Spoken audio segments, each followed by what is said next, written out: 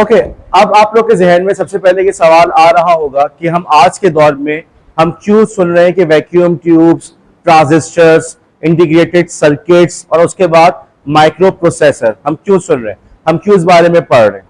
देखो, computer literacy class का एक बुनियादी मकसद आपको आपके दिल से इस बात को निकाल देना कि ये कोई मैजिक है। कंप्यूटर कोई बहुत पुरानी इजाद नहीं है जो सदियों से चल रही हो और उसके ऊपर एक नॉलेज के ऊपर एक नॉलेज बिल्ड होते हुए आपके पास कोई ऐसी चीज बन गई हो जो बहुत कॉम्प्लिकेटेड हो, जिसको समझना आज के दौर में नामुमकिन हो। मिसाल के तौर पे अगर आप लोग केमिस्ट्री के अंदर पीरियोडिक टेबल पढ़ते हैं, अगरचे वो आप लोग को अफरा तफरी में पढ़ाया जाता है, लेकिन अगर आप एक केमिस्ट्री की कोई अच्छी सी भी बुक उठा लें, पीरियोडिक टेबल की पूरी हिस्ट्री बताएगा। वो बताएगा कि जी पीरियोडिक टेबल को बनाने के लिए ऐसा नहीं कि अचानक ही पीरियोडिक टेबल बन गया। कई लोगों ने मुख्तलिफ किस्म की चीजें प्रपोज की कि हम इस तरीके से अपने कंटेंट को ऑर्गेनाइज कर लें। किसी ने कुछ और प्रपोज किया, किसी ने कुछ। इन दी एंड जो चीज ज्यादा रिलायबल लगी वो मॉडर्न पीरियोडिक टेबल। और मजे की बात यह कि मॉडर्न पीरियोडिक टेबल ने कुछ नए एलिमेंट्स को प्रिडिक्ट किया कि ये एलिमेंट्स हो सकते हैं, ये अनासिर हो सकते हैं, और आगे चल के वो एलिमेंट्स वाकयातन हम उनको दरियाफ्त करने में कामयाब हो भी गए। हर एक नॉलेज जो है ना, एक के ऊपर दूसरी नॉलेज, दूसरी के ऊपर तीसरी नॉलेज। जब भी आप कोई चीज पढ़ रहे होते हैं, चाहे साइंस हो, ठीक है, या मैथ्स हो, असल एक मकसद ये भी होता है कि आपको उसके पूरा हिस्ट्री पढ़ाने का मकसद ये होता है कि आपको ये समझ में आ जाए कि नॉलेज एक दूसरे के ऊपर बिल्ड करते हुए जाती है। कल कला आप लोग जब रिसर्च कर रहे होंगे तो वहां पे भी आपके लिए इस बात को समझना जरूरी है कि एक की रिसर्च के ऊपर दूसरी, दूसरी के ऊपर तीसरी, एक के बाद एक काम होता रहता है। उसके नतीजे में हमारे पास एक नई चीज इजाद की कोई नई चीज हमारे सामने आती है। कंप्यूटर की जो हिस्ट्री है वो इस हवाले से बहुत, मैं समझता हूँ, फैसिनेटिंग है कि अगर हम जब कंप्यूटर की हिस्ट्री पढ़ते हैं तो हमें इसके अंदर, एटलीस्ट जब मैंने पढ़ा तो जो एक मैजिक का आंसर था ना कि यार ये पता नहीं कैसे किया होगा, कि सारा का सारा चीज जो थी ना वो जहन से निकल गई। बात खुल के सामने आ गई कि भाई इन्होंने किया सिर्फ इतना है कि एक नॉलेज के बेस पे दूसरी, दूसरी के बेस पे तीसरी। और आज के दौर में वो कंप्यूटर हमारे लिए ऐसे ऐसे काम कर रहा है कि देख के हम लोग हैरान रह जाते हैं। हम एआई की बात कर रहे हैं जी, आर्टिफिशियल इंटेलिजेंस जी, मैंने चैट जीपीटी से नोट्स बना लिए। सिर्फ चंद साल पहले तक इस बात का तस्वुर भी नहीं था। जब आप लोग मैट्रिक में थे तो उस जमाने में क्या चैट जीपीटी था? नहीं था। आज के दौर के अंदर जो टीचर है वो सोचता है यार मैं ऐसा सवाल बनाऊं कि बच्चा चैट जीपीटी से उसका आंसर ना दे सके। अब उस कंप्यूटर के अंदर इतनी सलाहियत का पैदा हो जाना कि जी वो एक इंसान की जहनी सलाहियत के बराबर में आ रहा है, राइट। लेकिन ये अगेन वही वाली बात है, कोई मैजिक नहीं है। एक नॉलेज के ऊपर दूसरी नॉलेज, दूसरी नॉलेज के ऊपर तीसरी नॉलेज, और यहीं से हमें कोलैबोरेशन की इंपॉर्टेंस समझ में आती है। हम मिलजुल के काम करते हैं तो उसके नतीजे में कोई नई चीज हमारे सामने आती है। लेकिन हमारा क्या माहौल होता है, हम नोट्स बनाते हैं तो नोट्स छुपाने की कोशिश करते हैं। हमें किसी सवाल के बारे में कुछ क्लास को कोई अच्छा आइडिया हो जाए तो हम दूसरों को नॉलेज ट्रांसफर नहीं करते, या उसके नंबर मुझसे ज्यादा ना आ जाए। हमारी कोलैबोरेशन कहाँ होती है? सिर्फ और सिर्फ एग्जामिनेशन हॉल के अंदर। वहां पे हम मिलजुल के सारे एमसीक्यू सॉल्व करने की कोशिश कर रहे होते हैं, जो कि नहीं करनी चाहिए। हमने देखा है कंप्यूटर कोई मैजिक नहीं है। बुनियादी तौर पे हमने डिजिटल डेटा हमारे पास हो, ठीक है, हम डेटा को डिजिटली प्रोसेस कर सकें। डिजिटल प्रोसेसिंग के अंदर हमने कहा कि भाई 0 या 1, ऑन या ऑफ, ट्रू या फॉल्स। आगे चल के उसकी बेसिस पे हमने बनाए बुलियन अर्थमेटिक, और उस बुलियन अर्थमेटिक ने ये कमाल करके दिखाया कि सिर्फ इन दो 1 और 0 के बेसिस के ऊपर आप हर चीज, एडिशन, मल्टीप्लिकेशन, सब्ट्रैक्शन, सब कुछ कर सकते हैं। इसी के ऊपर एक दूसरी लेयर आ गई, उसने टेक्स्ट प्रोसेसिंग शुरू कर दी। उसने कहा भाई ABCD है ना, इसको कन्वर्ट कर देना तुम 0 1 0 0 0 इसमें, अब B को कर देना इसमें, और फिर उसके ऊपर कैलकुलेशन या जो भी काम करना उसमें वो परफॉर्म कर सकता है। तो एक दफा हमने ये मैजिक तो खत्म कर दिया। हमने कहा भाई डिजिटल सिग्नल्स होंगे, सारा काम हमारा आसान हो जाएगा। आगे बढ़े, हमने कहा कि यार इन डिजिटल सिग्नल्स को हम किस तरीके से कंप्यूटर के अंदर रिप्रेजेंट करें, या कंप्यूटर के अंदर हम उनको महफूज रखें। हमने कहा यार हमारे सामने जब 100 वाट का बल्ब नजर आ रहा है, इसको इस्तेमाल कर लो। उसका नाम हमने रखा वैक्यूम ट्यूब। उसको इस्तेमाल करना शुरू किया, पता चला कि गर्म बहुत ज्यादा है, ओके, हीट बहुत ज्यादा प्रोड्यूस कर रहा है, प्रोसेसिंग की बहुत स्लो है और रिलायबल नहीं है, बार बार खराब होता है। ये जो 100 वाट के बल्ब थे ना, ये हर चंद महीनों बाद खराब हो जाते थे, फ्यूज हो जाते थे। तो ये वैक्यूम ट्यूब्स वाले थे, उसमें भी ये मसला था। ओके, आगे बढ़े, हमने एक नई टेक्नोलॉजी लेकर आगे, हमने उसका नाम रखा ट्रांजिस्टर। वो जो वैक्यूम ट्यूब वाला काम था वो एक छोटे से सेमीकंडक्टर में आ गया, लेकिन अभी भी सर्किट जोड़ के बनाना पड़ रहा है। ओके, 3-4 ट्रांजिस्टर मिलके एडर बना रहे हैं, एक ऐसा सर्किट जो ऐड करने की सलाहियत रखता हो। दो तीन हमारे ट्रांजिस्टर्स मिलके डिवाइजर बना रहे हैं, ऐसा सर्किट जो डिवाइड कर सके, लेकिन तीन चार ट्रांजिस्टर मिल रहे हैं, जगह जाहिर सी बात है वो अभी भी घेरेंगे, पहले से छोटा हो गया लेकिन जगह अभी भी घेर रहा है। थर्ड जनरेशन आई, हमने कहा है इंटीग्रेटेड सर्किट, ये जो तीन चार ट्रांजिस्टर मिलकर सर्किट बना रहे हैं ना, उसको एक ही सर्किट के ऊपर लगा दो और उसका नाम रखा इंटीग्रेटेड सर्किट। लेकिन अभी भी आपको तीन चार इंटीग्रेटेड सर्किट मिला के प्रोसेसर बनाना पड़ रहा है, नॉट तीन चार से कहीं गुना ज्यादा। फोर्थ जनरेशन 1971 के अंदर इंटेल ने बनाया पहला माइक्रो प्रोसेसर। उन्होंने कहा कि इतनी सी जगह पे जहां पे आपने सर्किट्स बनाए थे ना, हमारे पास ऐसी टेक्नोलॉजी आ गई है कि हम इन तमाम सर्किट्स को मिलाकर एक प्रोसेसर पूरा बना सकते हैं। तो पहले क्या था कि आपकी वैक्यूम ट्यूब थी, फॉर एग्जांपल अगर आपने उसकी तस्वीरें देखी हो, कम से कम एक उंगली के बराबर, ठीक है, तीन चार मेरे ख्याल में 2 इंच के बराबर, राइट। आपने आगे चल के टेक्नोलॉजी ऐसे लेकर आके ट्रांजिस्टर छोटा हो गया और वो तमाम सर्किट आपकी एक उंगली पे आ गए। थोड़ा और आगे बढ़े, आपने इंटीग्रेटेड सर्किट बना गया, वो थोड़ा और छोटा हो गया। इन दी एंड आपने बनाया माइक्रो प्रोसेसर, जो कि इंटेल ने सबसे पहला बनाया, कि जी आपके 1 इंच के अंदर तमाम सर्किट्स भी उसी में आ गए, तमाम एडर, तमाम डिवाइजर, सब के सब उसके अंदर आ गए, तमाम प्रोसेसिंग की सलाहियत उस छोटी सी चीज के अंदर आ गई। इसका नाम रखा उन्होंने माइक्रो प्रोसेसर। उस माइक्रो प्रोसेसर के बेसिस पे उन्होंने फिर रैम वगैरह बननी, सब सारी चीजें वहीं से शुरू हुई। ये जो माइक्रो प्रोसेसर आया ना, उसके बाद कंप्यूटर का असल इनकलाब आया, वरना उससे पहले कंप्यूटर सिर्फ और सिर्फ आपके यूज हो रहे थे एयरलाइंस के अंदर, गवर्नमेंट ऑफिस के अंदर, वेदर प्रिडिक्शन के लिए, बैंक्स के लिए, लेकिन एक आम आदमी कंप्यूटर यूज करने के बारे में सोच भी नहीं सकता था। जब पहला वाला जमाना था आपका, जब वैक्यूम ट्यूब यूज कर रहे थे, तो डेटा स्टोर करने के लिए आप क्या चीज इस्तेमाल कर रहे थे? कागज या पंचिंग कार्ड, टेक्निकल वर्ड है पंचिंग कार्ड। बाकायदा कागज के ऊपर उन्होंने सुराख किया हुआ होता था, ओके। अगर सुराख है तो 0, नहीं है तो 1, या उल्टा सोच लिया होगा, सुराख है तो 1 है, नहीं है तो 0। ये जो सुराख वाली कहानी है, ये कहीं आगे चल के कहीं और इस्तेमाल हुई है?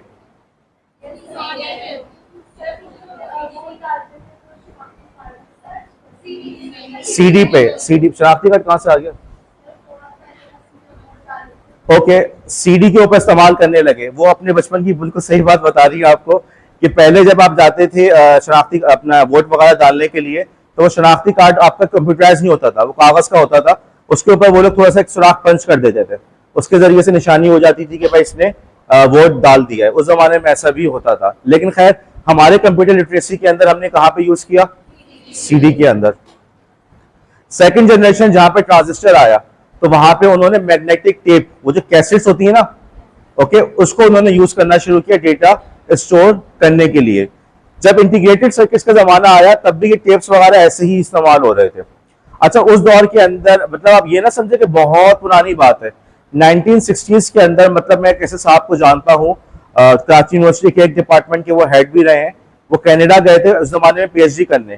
तो उन्होंने मुझे अपने एक्सपीरियंसेस बताया कि यार होता कुछ ये होता कि हमने डेटा बनाया प्रोसेसिंग के लिए, वो डेटा हमने भेज दिया, अब वहां पे प्रॉपर टेक्नीशियन बैठा होता था, वो उस डेटा को फीड करता था, डेटा फीड करता था, उसके बाद 2-3 दिन के बाद आपके पास रिजल्ट आता था, ओके। आपके पास रिजल्ट आया, रिजल्ट में नजर आया कि कुछ गलती हुई है, फिर आपने अपना डेटा सही किया, अपनी कैलकुलेशन सही की, दोबारा उसको भेजा, वो दोबारा डेटा फीड करता था, फिर 3-4 दिन के बाद उसका रिजल्ट आपके पास वापस आता था।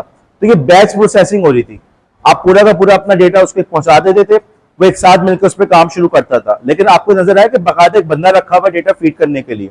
जब पंचिंग कार्ड वाला जमाना था, तो भी बाकायदा एक बंदा था जिसका काम ही था कि पूरी ट्रे उठा के लेकर जाए, ट्रे वापस लेकर आए, इस तरीके से करता रहे। आपने प्रोग्राम लिख के दे दिया, उसने उसके अंदर कार्ड पे पंच किया आपके प्रोग्राम के हिसाब से, तो ये सिस्टम चल रहा था।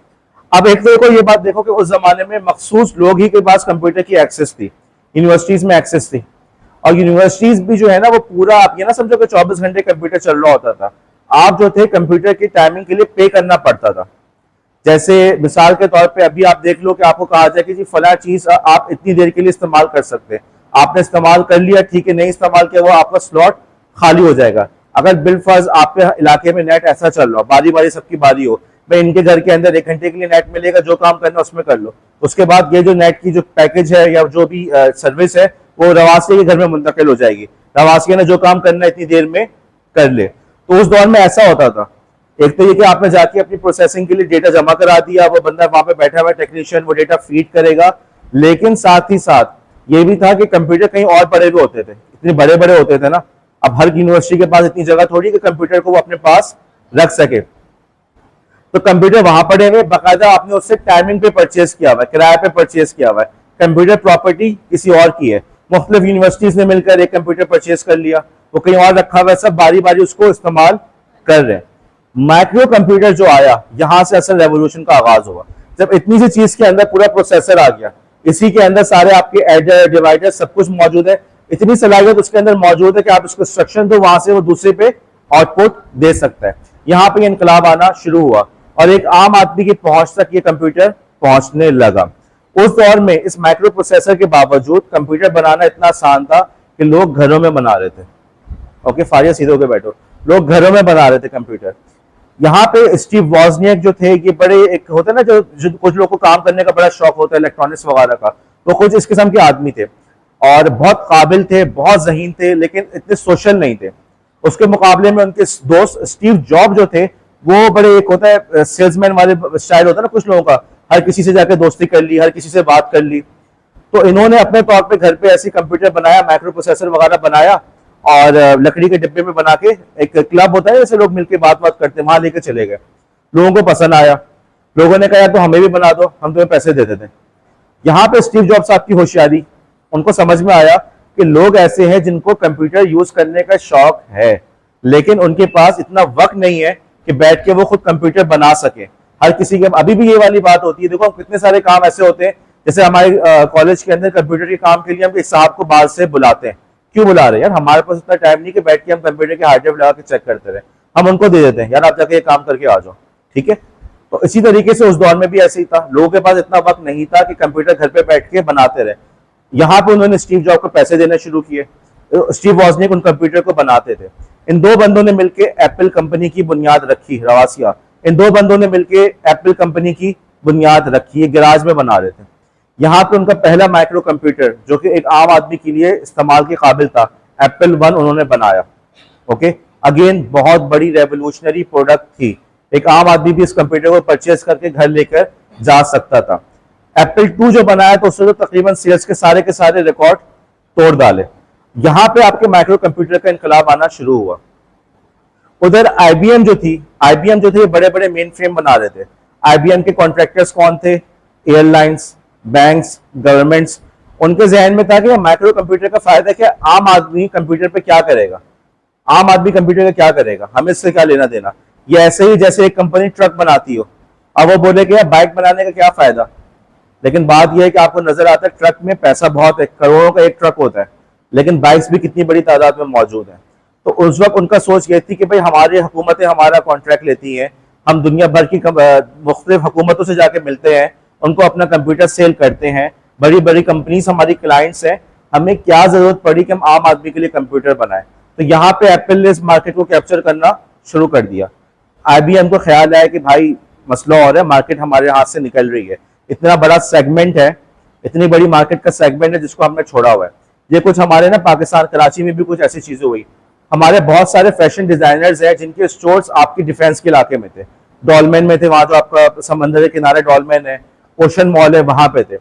इन्होंने नाजाबाद वगैरह के अंदर कभी भी अपनी ब्रांचेस नहीं खोली थी, लेकिन जब उन्होंने यहाँ पे खोली, डॉलमेन यहाँ जो आपका हैदरी वाला डॉलमेन है, बाकायदा इस पर रिपोर्ट आई थी, पता चला कि यहाँ के स्टोर्स छोटे तो हैं लेकिन सेल्स इनकी ज्यादा है डिफेंस के मुकाबले में।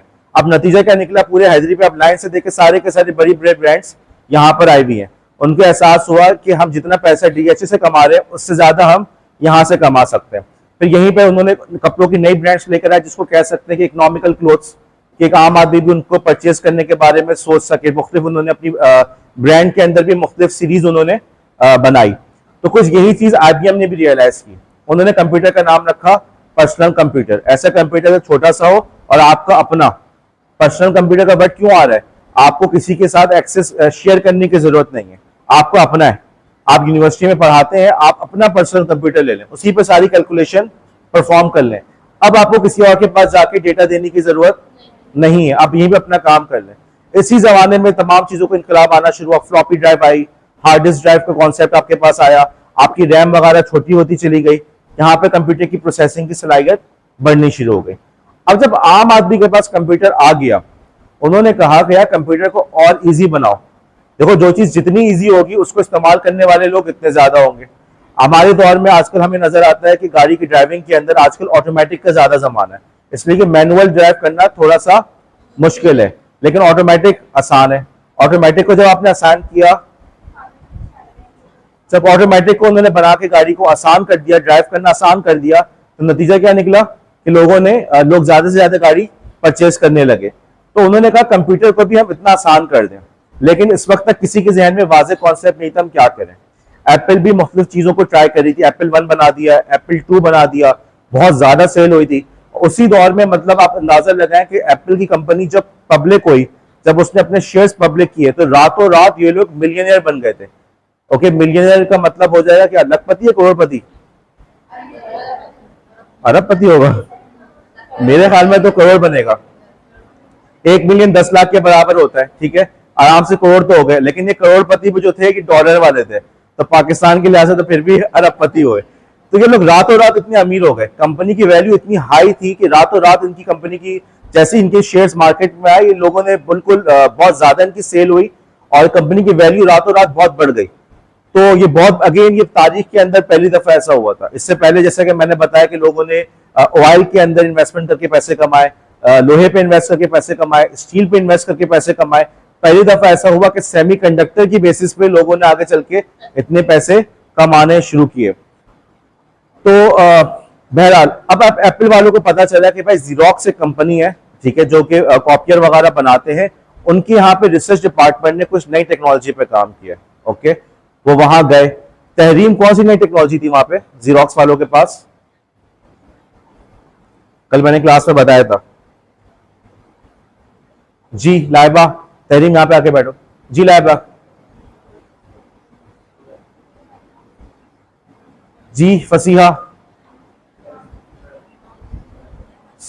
Maria. Okay, mouse. Xerox company ने माउस बनाया था और साथ ही साथ उन्होंने ऐसा इंटरफेस बनाया था, आज जो चीज को आप लोग बिल्कुल बाय डिफॉल्ट ले रहे हैं, आप कहते हैं ये तो कौन सी बड़ी बात है।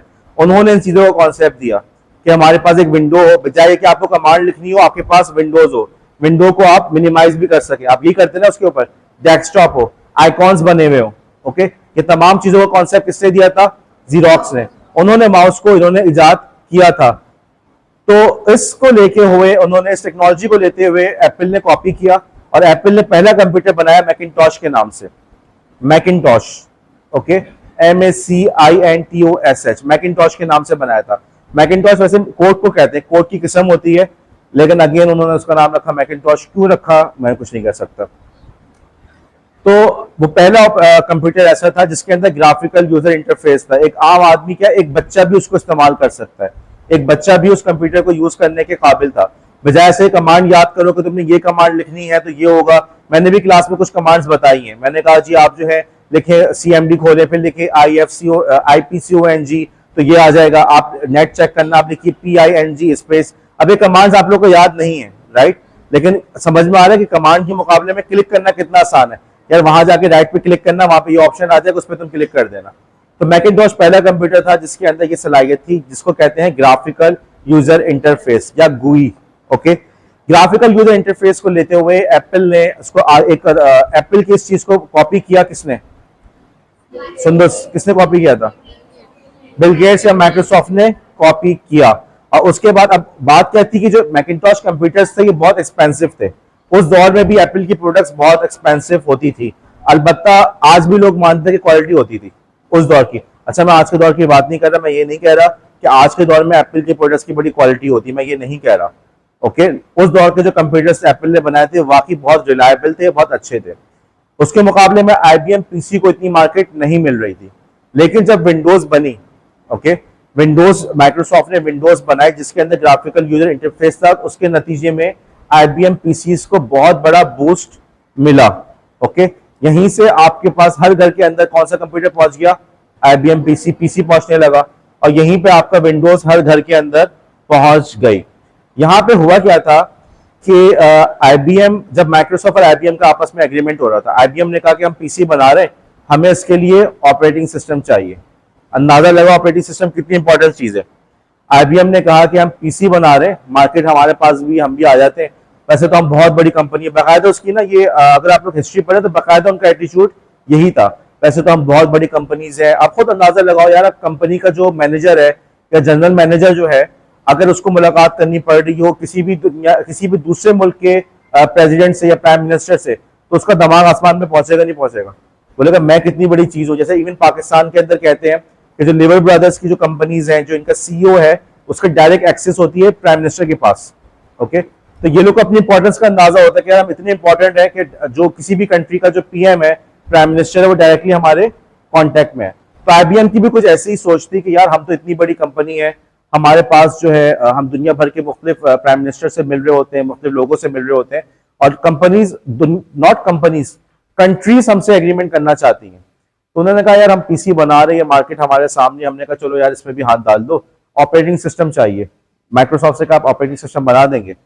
माइक्रोसॉफ्ट ने कहा ठीक है जी हम बना देंगे, बस हमारी एक रिक्वेस्ट है कि आप हमें पाबंद ना करें कि हमारा ऑपरेटिंग सिस्टम सिर्फ आपके साथ चले, हम किसी और के साथ भी चला सकें। उन्होंने कहा कि अच्छा, उसने ये बात बोली। आईबीएम का जवाब ये था, हाँ कौन सी बड़ी बात है, कौन खरीदता ही कौन है, मतलब ये आम आदमी क्या करेगा, इसका आपकी मर्जी ले लो, कोई मसला नहीं। ये जो छोटी सी बात थी ना, इस बात के बेसिस पे बिल गेट्स या माइक्रोसॉफ्ट इतनी बड़ी कंपनी बनी। जो बात छोटी सी थी, आईबीएम वाले समझ नहीं सके कितना बड़ा रेवोल्यूशन आने वाला है। वो इसी खुशफहमी में रहे कि यार कौन सी बड़ी बात है, कंप्यूटर जो है, आम आदमी कंप्यूटर पे क्या काम करेगा। लेकिन बिल गेट्स हो या स्टीव जॉब हो, ये दोनों इस एतबार से बड़े होशियार थे, उनको आने वाला रेवोल्यूशन नजर आ रहा था।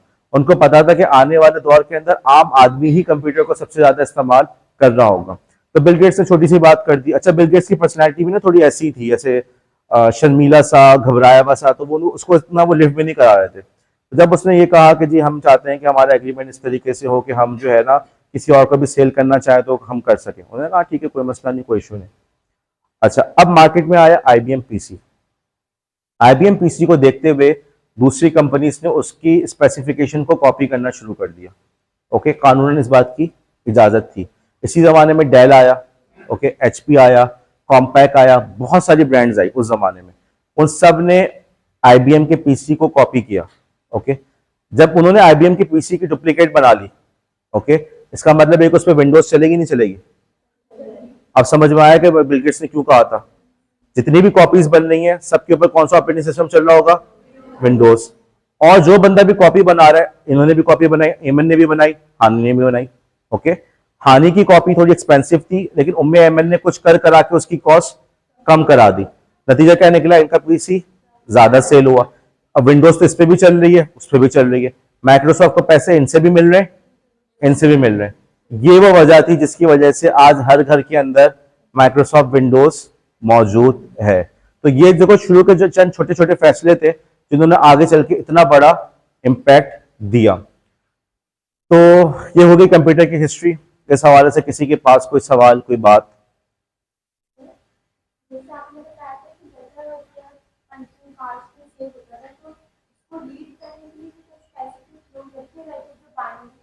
नहीं, वो मशीन से हो जाता था।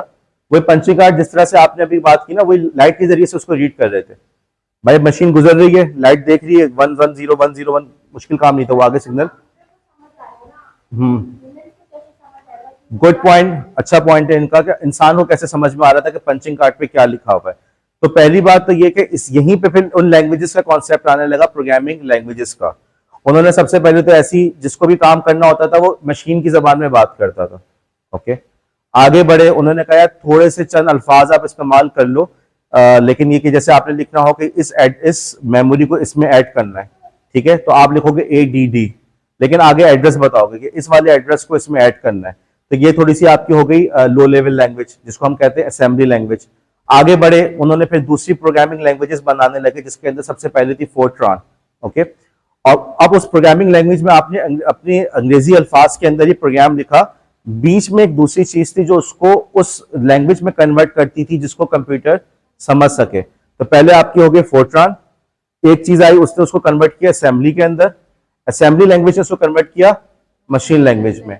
आज के दौर में भी यही होता है। हम जो प्रोग्रामिंग कर रहे होते हैं, अगर आप लोगों ने लैब में देखा हो कि मैं आप लोग के अटेंडेंस पे काम कर रहा होता है, प्रोग्राम चल रहा होता है, मैं लिख रहा होता हूँ उसको, या स्कोर बोर्ड जो है उसके पीछे भी एक प्रोग्राम चल रहा है। ओके, तो वो जो प्रोग्राम होता है वो लिखा हुआ है इंग्लिश के अंदर, अगरचे समझ में ना आने की वजह सिर्फ और सिर्फ इतनी की टेक्निकल नॉलेज नहीं है, लेकिन है वो अंग्रेजी के अंदर। अब जो आपका कंपाइलर होता है वो उस लैंग्वेज को लेके कन्वर्ट करता है असेंबली के अंदर, असेंबली आगे कन्वर्ट होती है मशीन लैंग्वेज में। तो अंदर जो है बिल्कुल बुनियाद में जाएंगे तो वहां पे वही चीज चल रही है जो उस जमाने में पंचिंग कार्ड वाली चल रही थी, 010100011111, वही चीज आज भी चल रही होती है। फर्क सिर्फ इतना होता है कि आपने उसको छुपा दिया होता है। कंप्यूटर के अंदर अगर आप गौर करो ना तो पूरी चीजों में आपको एक चीज समझ में आ रही है कि लेयर्स पर काम हो रहा है, एक लेयर दूसरी लेयर दूसरी के ऊपर तीसरी तीसरी के ऊपर चौथी। आज हमारे पास अगर मकान बना हुआ है, लेकिन मकान की बुनियादों में क्या होता है, खुदाई की भी होती है, उसमें आपने रोड़ी डाली भी होती है, उसमें आपने प्लिंथ डाली भी होती है, आपने उसको सेम वगैरह से बचाने के लिए आपने उसको डैम प्रूफ किया हुआ होता है, ये सब बुनियादों में होता है। उसके ऊपर आपने पिलर बनाए, पिलर के साथ आपने दीवारें लगाई, छत डाली, फिर आपने उसमें फिनिशिंग कर दी, मकान बड़ा खूबसूरत से बन गया। लेकिन एक के ऊपर दूसरा, दूसरे के ऊपर तीसरा, तीसरे के ऊपर चौथा। इवन की जो दीवारें हैं अगर आप गौर करो तो एक ईंट दूसरी ईंट का सहारा बन रही होती है, ऐसे है या नहीं? बिल्कुल।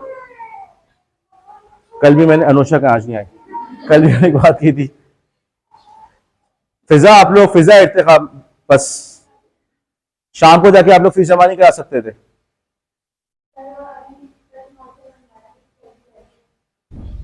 फीस आपकी शाम को भी जमा हो जाती है, लेकिन क्लास स्किप करना जरूरी है, क्लास की इंपॉर्टेंस ये है। और मजे की बात है कि सारे इश्यूज आपकी इर्तिका फिजा आप ही लोग के इश्यूज हैं, आज तक ये इश्यूज खत्म होने का नाम नहीं ले रहे, अगले सेमेस्टर में भी कुछ ना कुछ इश्यूज चल रहे होंगे। तो बात क्या चल रही थी हमारी? कंप्यूटर की। तो एक ईंट दूसरी ईंट का सहारा बन रही होती है, तो कंप्यूटर के अंदर भी ऐसा ही है, एक चीज के ऊपर दूसरा, दूसरे के ऊपर तीसरा, इस तरीके से कंप्यूटर काम कर रहा होता है। और कोई सवाल कंप्यूटर की हिस्ट्री के बारे में? मैजिक खत्म हो गया, जहन से ये चीज निकल गई कि कोई बहुत बड़ी चीज है जिसको हम समझ नहीं सकते। एक की नॉलेज के ऊपर दूसरी नॉलेज, दूसरी के ऊपर तीसरी नॉलेज, जिसके नतीजे में आज का रेवोल्यूशन आपको नजर आ रहा है। ये तो हो गई फोर्थ जनरेशन माइक्रो प्रोसेसर। वक्त के साथ साथ ये प्रोसेसर और छोटे होते चले गए, और छोटे होते चले गए। ठीक, इस वक्त दुनिया के अंदर एक वाहिद कंपनी है जो पूरी दुनिया के प्रोसेसर्स बना रही है। ओके, और वो कंपनी है ताइवान के अंदर। ओके, उसका नाम है TSMC, मेरे ख्याल में उसका नाम TSMC है। तो दुनिया की जो नॉट सारे लेकिन मेरे ख्याल में अबव 90% की जो प्रोडक्शन है ना वो वहां पर हो रही है। टेक्नोलॉजी अब माइक्रो प्रोसेसर की इतनी कॉस्टली हो चुकी है, हर कोई उसको बना भी नहीं सकता। ओके, और यही वाली बात हो रही होती है कि यूएस के अंदर, दोनों आगे आके बैठो, कि यूएस के अंदर कि यूएस के पास भी वो टेक्नोलॉजी नहीं रही, यूएस ने टेक्नोलॉजी ट्रांसफर की ताइवान में।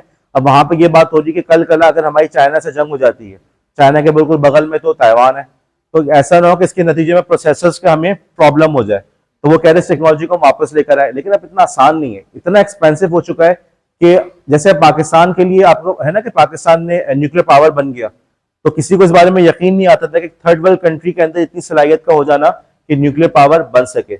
आज के दौर में ये चिप बनाना, चिप डिजाइन करना भी इतना ही कॉम्प्लिकेटेड काम हो चुका है।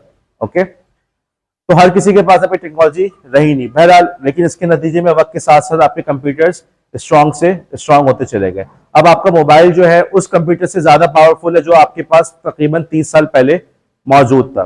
प्रोसेसर्स की एक नई मोबाइल के लिए प्रोसेसर्स की एक नई टाइप आई जिसको कहते हैं arm processor, ARM processor. ARM processor जो है उन्होंने उस प्रोसेसर्स को यूज करना शुरू किया मोबाइल के ऊपर। ओके, मोबाइल पे क्यों यूज करना शुरू किया? ये पावर कम लेते हैं, ठीक है, ये गर्मी कम प्रोड्यूस करते हैं, ये गर्मी कम प्रोड्यूस करते हैं। आगे चल के ये ARM प्रोसेसर इतने पावरफुल हो गए कि अब आपके कंप्यूटर्स के अंदर भी ARM प्रोसेसर लगने शुरू हो गए। इस वक्त जो दुनिया के तेज तरीन कंप्यूटर्स है वो एप्पल प्रोड्यूस कर रहा है, M1 मशीन, M2 मशीन के नाम से। उसके अंदर कौन से प्रोसेसर लगे हुए? ARM।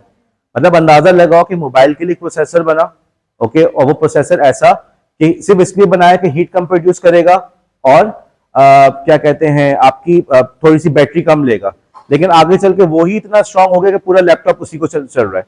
मेरे पास जो अपनी मशीन है जो घर पे जिस पे मैं काम करता हूँ उसके अंदर ARM प्रोसेसर लगा हुआ है और वो तेज तरीन मशीनों में से एक है। तो वक्त के साथ साथ ये जिद्दत आती रहती है। आपकी जो 5th जनरेशन है उसके बारे में हम कहते हैं कि जी AI का दौर है, क्वांटम कंप्यूटिंग का दौर है, बहरहाल उसके असरात आप लोग को नजर आ रहे हैं। कल भी कभी भी कंप्यूटर इस्तेमाल करें, यू नीड टू अंडरस्टैंड कि भाई अगेन ये कोई मैजिक नहीं है, कोई ऐसी कॉम्प्लिकेटेड चीज नहीं जिसको आप समझ ना सकें। किसी भी चीज को खोल के देखो, तफसील से देखो, तो अंदर उसके जो प्रिंसिपल्स है वो बहुत सिंपल से प्रिंसिपल्स है, लेकिन उन प्रिंसिपल्स के जोड़ के एक बहुत बड़ी चीज, बहुत खूबसूरत चीज बन सकती है। जब अल्लाह ताला ने इंसानों को पैदा किया था तो फरिश्तों ने एतराज किया, आप कैसी मखलूक को बना रहे हैं, पता है ना कुरान में अल्लाह ने क्या जवाब दिया था, जो मैं जानता हूं तुम नहीं जानते। अब अल्लाह ने किस इंसान को पैदा किया था, पहले कितने इंसान थे, आदम, और फिर ओके, मानते सब। आज के दौर में तुम लोग पूरी दुनिया को देखो, कितने सारे कल्चर्स हैं हमारे पास, कितनी सारी सिविलाइजेशंस हैं, कितनी सारी लैंग्वेजेस हैं, कितनी सारी टेक्नोलॉजी है। क्या फरिश्तों के जहम गुमान में था कि ये दो जो बंदे हैं आगे चल के इतनी बड़ी चीज बना सकेंगे? बात क्या होती है, एक के ऊपर एक के ऊपर दूसरा, दूसरे के ऊपर तीसरा, इसी तरीके से चीजें आगे बढ़ती हैं।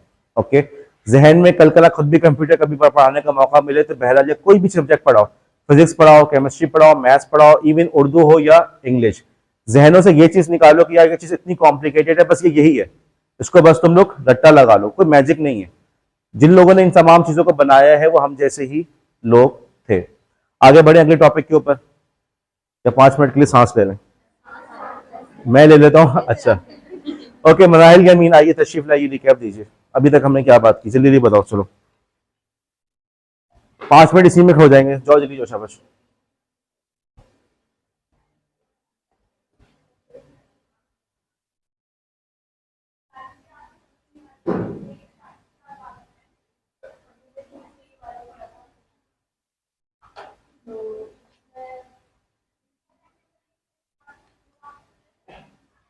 ओके, तहरीम, तहरीम,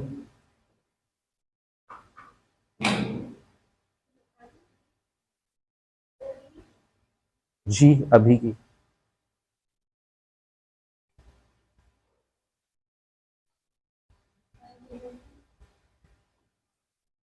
आज आके मैंने जो भी बात की उस बारे में बात करें बस। मैंने अदिल के बारे में कुछ कमेंट किया था, आप उसी को बोल दें, वो भी काफ़ी हो जाएगा, कुछ तो बोल दें आप, कम अज़ कम मुझे यकीन हो जाए कि जी क्लास के अंदर आप तवज्जो से सुन रही होती हैं।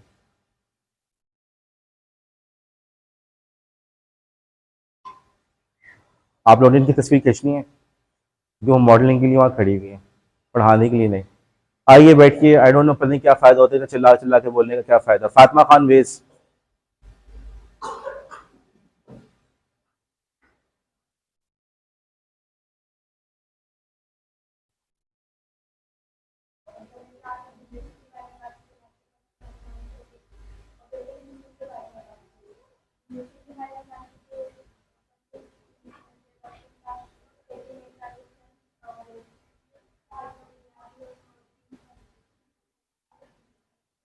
भाई जो भी जहन में आ रहा है रैंडमली बोलते रहो, बस जो भी जहन में आ रहा है बोलो।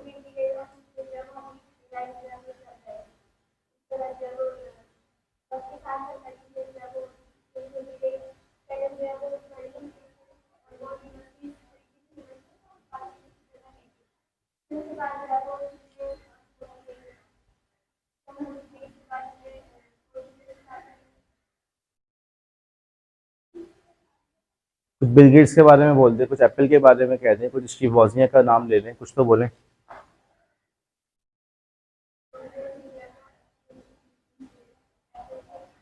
ओके, आए बैठे। वैसे मुझे समझ नहीं आ रहा, मतलब क्या ये क्लास में हो क्या रहा है? मेरी आवाज़ सब तक पहुंच रही है? मेरी बात समझ में आ रही है? तो जब आप लोगों को कहा जाता है तो उसको रिकैप दो, तो उसमें प्रॉब्लम क्या होता है? पूरी कहानी बताई ना, मैंने पूरी कहानी सुनाई कि जी स्टीव जॉब थे, स्टीव वॉजनियक, तो उसमें ऐसी कौन सी बात थी? हाँ, आमना अशरफ, क्या हुआ, बिल गेट्स ने क्या किया था खड़े होके?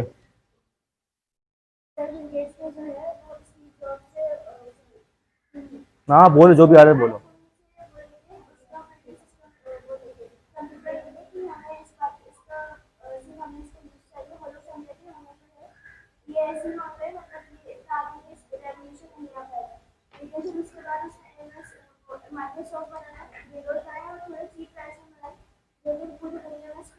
हम्म, ओके। किस कंपनी ने सबसे पहले, मदिहा, थैंक यू, मदिहा, किस कंपनी ने सबसे पहले ये गुई वगैरह बनाया, माउस को कॉन्सेप्ट दिया?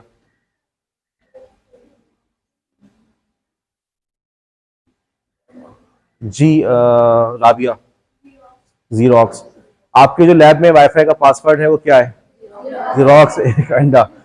तो एक अंडा मतलब मैंने ये रखा कि वो कंपनी फेल हो गई, इतनी बड़ी टेक्नोलॉजी उन्होंने बनाई और वो उसको यूज नहीं कर सकी। चले खैर हम आगे चलते हैं। अब हम बात शुरू करते हैं। हमने फाइल्स की बात की थी। आपके कंप्यूटर पे डिफरेंट किस्म की फाइल्स हैं। फाइल का एक नाम होता है, आखिर के 3 या 4 हरूफ फाइल के एक्सटेंशंस होते हैं जो फाइल की टाइप बताते हैं, ठीक है। अगर आपको नजर आ रहा हो कि आखिर में लिखा हुआ है .pdf, तो इसका क्या मतलब है? ओके। अगर लिखा हुआ है doc, अगर लिखा हुआ है docx, डॉक, ठीक है, डॉक फॉर्मेट है, ओके। अगर लिखा हुआ जे, पी और जी, अच्छा पिक्चर है, ये पक्की बात है। पीएनजी क्या होता है? अच्छा, और GIF, ओके। और लेकिन आपने कहा जेपेग इमेज नहीं है, कौन कह रहा था इमेज नहीं है? JPG क्या है? इमेज है। PNG भी इमेज है, गिफ भी इमेज है, सही है। इससे हमें पता चला कि हमारे पास इमेज के डिफरेंट फॉर्मेट्स हो सकते हैं। और अब हम बात कर रहे हैं इमेज के डिफरेंट फॉर्मेट्स के बारे में। देखो सबसे पहले आप लोग के जहन में ये सवाल आता है कभी कि यार हम कभी किसी पिक्चर के आखिर में लिखा हुआ है PNG, कहीं पे लिखा हुआ है JPG, ओके, JP और G, ओके, कहीं पे लिखा होता है .gif, कहीं पे एक और चीज लिखी होती है जिसे कहते हैं .tif, TIFF, ठीक है। एक और आ गया है वेब और आखिर में होगा P, ओके। तो जहन में ये सवाल आता है कि इतनी सारी सब इमेजेस की टाइप्स हैं, तो इन इमेजेस की टाइप्स के दरमियान फर्क किस चीज का है, किस बात का फर्क है? जहन में सवाल आता है। देखा तो है ना, PNG JPG तो देखा होगा, ओके। अब हम बात शुरू करते हैं। यहां पे बात आ जाती है कि भाई इमेज के अंदर डिफरेंट टाइप्स जो है उसका ताल्लुक है कंप्रेशन से। देखो डेटा स्टोर करना हमेशा से एक मसला रहा है। आज के दौर के अंदर भी अगर आप देखो, आपकी मोबाइल के अंदर सबसे पहले क्या इशू आता है? स्पेस खत्म हो गई। आप आए दिन व्हाट्सएप की पूरी मेमोरी डिलीट करते हैं कि मोबाइल पे जगह बन जाए। जब आज के दौर में ये मसला है तो आज से 10 साल पहले, 20 साल, 30 साल पहले ये मसला कितना बड़ा होगा। उन्होंने कहा कि यार इस मसले को हल करने के लिए हम एक टेक्निक लेकर आते हैं जिसका नाम है कंप्रेशन। फाइल के साइज को छोटा कर दो। आपने कहा सर कंप्रेशन नॉर्मल जिंदगी में कहाँ होता है? आपके कपड़े की अलमारी है, राइट, आपने कपड़े की अलमारी अपने डाला हुआ है। मुमकिन है आपके पास पूरा एक वार्डरोब है, मुमकिन है आपका पूरा रूम हो जो कि सिर्फ कपड़ों के लिए हो, मुमकिन है। आज के घरों में ये डिजाइन भी चल रहा होता है। आप लेकिन जब किसी सफर पर जाते हैं तो उन कपड़ों को कहाँ पे डालते हैं? सूटकेस के अंदर। देखो वो पूरे कपड़े जो पूरी अलमारी के अंदर पूरी की पूरी अलमारी ले रहे होते हैं, वो तमाम के तमाम कपड़े एक सूटकेस में आके फिट होते नहीं होते, ठीक है। और आप उसको अच्छी तरह से दबा के प्रेस बंद कर देते सूटकेस को। चीजों को आपने कंप्रेस किया तो उस चीज ने कितनी जगह ले ली? सूटकेस की जगह ले ली। उन्होंने कहा कि इसी टेक्निक को हम अपने डेटा के साथ भी इस्तेमाल कर सकते हैं कि हम डेटा के साइज को कम कर दें। फॉर एग्जाम्पल हमने उठाया एक आपकी किताब उठाई, ओके, हमने देखा इस किताब के अंदर जहां जहां पे भी फॉर एग्जाम्पल उसने यूज किया है इज, IS, हम उसकी जगह से यूज कर लें, लेट से आई यूज कर लें। अब हम समझ जाएंगे जहां पे भी बीच में आई आ रहा होगा उसका मतलब है इज। हमने कहा जहां पे देयर लिखा हुआ है वहां पे हम लिख देंगे TH। आप लोग जब नॉर्मली आपस में चैट कर रहे होते हैं, व्हाट्सएप पे मैसेजिंग कर रहे होते हैं, तो उसमें ना खुद भी कुछ अल्फाज को आप उड़ा देते हो, सामने वाला खुद ही पढ़ के समझ जाता है कि इसका मतलब ये है। उन्होंने कहा इसी की हम कंप्रेशन की टेक्निक बना सकते हैं कि हमने कुछ हरूफ को, कुछ अल्फाज को, कुछ चीजों को हम हटा देंगे। जब उसको पढ़ा जा रहा होगा तो सामने वाली जो चीज है वो भी जानती होगी कि भाई इसका क्या मतलब, उस जगह को वो खुद ही वहां पे रिप्लेस कर देगी। हम फाइल को कंप्रेस करेंगे और फिर उस फाइल को आगे चल के अनकंप्रेस कर देंगे। कपड़ों को सूटकेस में डाल के कंप्रेस कर देंगे। जब अपनी मंजिल पे पहुंच जाएंगे तो कपड़ों को निकाल के वार्डरोब के अंदर, अलमारी के अंदर लगा देंगे। कंप्रेस करेंगे, वहां जाके उसको हम अनकंप्रेस कर देंगे। लैब के अंदर आप लोगों ने कंप्रेशन पे काम किया। जिस सॉफ्टवेयर को हमने कंप्रेस करने या अनकंप्रेस करने के लिए इस्तेमाल किया, उस सॉफ्टवेयर का नाम क्या था लैब के अंदर? फसीहा। 99 के जरिए से हम कौन कौन से सॉफ्टवेयर इंस्टॉल कर रहे थे? 7-zip, 7-zip वो सॉफ्टवेयर था, ठीक है, सॉफ्टवेयर जिसको हमने यूज किया चीजों को कंप्रेस करने के लिए और अनकंप्रेस करने के लिए। 7-zip के सॉफ्टवेयर को हमने इस मकसद के लिए यूज किया था। इसके अलावा और भी बहुत सारे सॉफ्टवेयर है, मसलन WinRAR। और बताएं, इस सॉफ्टवेयर का काम क्या है? सॉरी, WinRAR आर भी कैपिटल होगा, ए भी कैपिटल होगा। WinRAR, 7-zip या WinRAR या इस जैसे और भी सॉफ्टवेयर जो कि चीजों को कंप्रेस करने के लिए इस्तेमाल किए जा सकते हैं। अब कंप्रेशन के इसी तरीके से आप लोगों ने देखा कि जब हम विंडोज का इमेज बना रहे थे तो उस फॉर्मेट का नाम क्या था? मैंने बार बार उसका नाम लिया था, वजीह हैदर। मैंने कहा था ना इमेज इस फॉर्मेट में मौजूद है ऑपरेटिंग सिस्टम का। आईएसओ इमेज था, लैब के अंदर हमने आईएसओ इमेज को यूज किया था, उस आईएसओ इमेज की वजह से हमने यूएसबी बनाई थी। कंप्रेशन और अनकंप्रेस वाली बात लॉजिक समझ में आ गई, ठीक है। अब इसके मुख्तलिफ तरीके उन्होंने बनाए। मिसाल के तौर पर उसमें से एक बड़ा मशहूर तरीका जिसको आप लोग नाम सुनते चले आ रहे हैं वो हो गया जिप। जिप फाइल का नाम सुना है? रार फाइल का नाम सुना है? RAR, ठीक है। खैर, जिप का तो नाम सुना है। ये क्या चीज है? कंप्रेशन का एक तरीका है। आपने जिप को कंप्रेस किया, पढ़ने वाले के अंदर भी इतनी सलाहियत हो कि वो जिप के फॉर्मेट को समझता हो तो वो खुद ही उस सूटकेस को खोल के फाइल को खोल देगा। दूसरा तरीका रार हो गया। एक और तरीका आपका हो गया आईएसओ के नाम से। हर तरीके की अपनी खुसूसियात है, अपने फवायद है, लेकिन कंप्रेशन और अनकंप्रेस करने का बात आप लोग को समझ में आ गई। जिप क्या चीज है? जिप जो है कंप्रेशन का फॉर्मेट है। 7-zip एक सॉफ्टवेयर है। जिप खुद क्या है? कंप्रेशन है। रार खुद क्या है? RAR कंप्रेशन का एक तरीका है। और WinRAR क्या है? ओके। आईएसओ क्या है? हर तरीके के अपने एडवांटेज है। ऑपरेटिंग सिस्टम को जब अमूमन हम लोग डाउनलोड करते हैं तो किस फॉर्मेट में होते हैं? आईएसओ फॉर्मेट में होते हैं, ओके। पावर आईएसओ सॉफ्टवेयर है, ठीक है। अच्छा, अब जब उन्होंने जी सबा नहीं, क्यों नहीं खोलेगी भाई? नहीं, ये अच्छा, ओके, सबा का सवाल है और अच्छा सवाल है कि वो कहती है मैं ये समझती रही जिप वो फाइल है जो खुलती ही नहीं है। क्यों नहीं खुलती होगी उनके पास? सॉफ्टवेयर नहीं था, उसको पढ़ने वाला नहीं था। बना के किसी ने भेज दिया लेकिन उसको पढ़ने वाला कोई नहीं था, इसीलिए हम लोग ने अपने हर कंप्यूटर पे 7-zip को इंस्टॉल किया है। वो 7-zip बना भी सकता है और पढ़ भी सकता है। मोबाइल के अंदर भी ऐसे सॉफ्टवेयर हैं, मैंने भी अपने मोबाइल पे, मेरे ख्याल में जो मेरे पास फाइल एक्सप्लोरर है प्रीमियम वर्जन है उसका, तो उसके अंदर इस बात की सलाहियत है, वो बना भी लेता है और इनकम्प्रेस भी कर लेता है, ठीक है। अच्छा, मुमकिन है किसी सॉफ्टवेयर के अंदर जिप की सलाहियत हो, रार की सलाहियत ना हो, रार की हो तो जिप की ना हो, लेकिन अमूमन जिप की सलाहियत हर एक के अंदर होती है क्योंकि ये ओपन फॉर्मेट है। जैसे याद है लिनक्स की हम लोग कल बात करें तो ओपन है, तो जिप भी ओपन फॉर्मेट है, हर कोई उसको काम कर सकता है। अच्छा, अब ये तो चलो बात होगी, हमने फाइलों को कंप्रेस कर लिया। टेक्स्ट फाइल के अंदर वो बड़े कामयाब रहे, टेक्स्ट फाइल को कंप्रेस करना बड़ा कामयाब रहे। टेक्स्ट फाइल को उन्होंने आराम से कंप्रेस कर लिया। आपने कहा कि सर टेक्स्ट फाइल को कामयाबी से कैसे कर लिया? भाई आप लोग खुद भी तो ये काम कर रहे होते हैं। जब आप लोग टीचर के नोट्स लिख रहे होते हैं, पूरा पूरा जुमला लिखते हैं, मोटे मोटे पॉइंट्स लिखते हैं, बाद में समझ में भी आ रहा होता है। अपने दोस्त को चैट के लिए मैसेज भेज रहे होते हैं, वहां पे भी आप बात को काट के लिख रहे होते हैं, वो समझ जाता है। तो टेक्स्ट में तो कोई इतना प्रॉब्लम नहीं हुआ। लेकिन सिर्फ टेक्स्ट नहीं, हमारे पास ऑडियो फाइल्स भी हैं, हमारे पास तस्वीर भी हैं, हमारे पास वीडियोस भी हैं। वहां क्या करें? वहां जाके चीजें थोड़ी सी परेशान कौन होने लगी।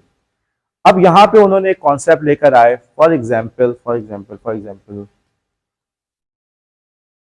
लाइबा, खड़े हो यहाँ पे आके।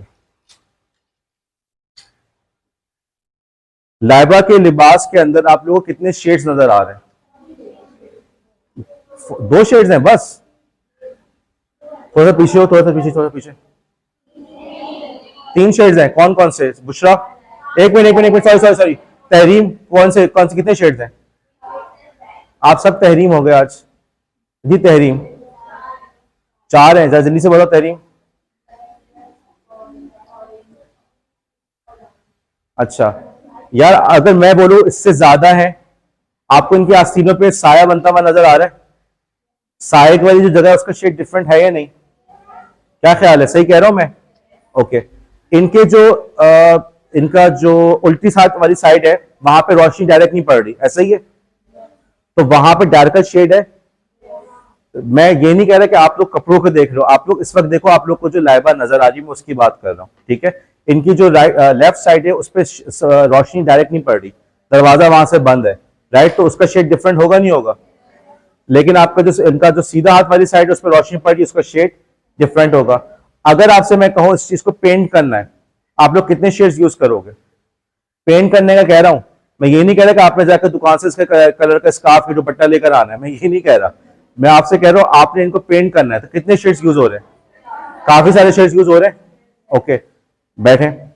बाहर दरख्त नजर आ रहा है आपको, उस दरख्त में कितने शेड्स हैं? काफी सारे शेड्स हैं। आपको उसके अंदर देखो लाइट मट्टी मट्टी पड़ी हुई वो भी नजर आ रहा है। दरख्त के अंदर कुछ के ऊपर डायरेक्ट धूप पड़ रही है, कुछ पे डायरेक्ट धूप नहीं पड़ रही साए वाली साइड में, और कुछ पत्ते ऐसे हैं जो अंदर से मतलब उन्होंने अपने अंदर ही साया किया हुआ है, अंदर वाली साइड जो है वो डार्कर कलर में नजर आ रही है, राइट। कितने सारे शेड्स हमारे पास मौजूद हैं। किसी भी बच्ची को यहाँ पे खड़ा करोगे उसमें बहुत सारे शेड्स नजर आएंगे। आपने कहा फॉर एग्जाम्पल रिदा ने जो है पर्पल कलर का स्कार्फ पहना हुआ है, लेकिन बात पर्पल की नहीं, हम तो पेंट करना चाह रहे हैं, हम तो कंप्यूटर को समझाना चाह रहे हैं कि तुमने इस तस्वीर को उठा के इस तरीके से वहां पे जाके प्रेजेंट करना है। तो शेड्स कितने सारे हमारे पास आ रहे हैं, राइट। अब उन्होंने कहा, बल्कि आप खुद सोचो, क्या इनमें से हर शेड को आप पहचान सकते हैं? अगर हम बोले मिसाल के तौर पे वजिया फातिमा आज जो है वो कोट पहनकर आई हुई कॉलेज का, जल्दी से खड़े हो जाए। कोट किस कलर का है? इस ब्लैक के कितने शेड्स नजर आ रहे हैं?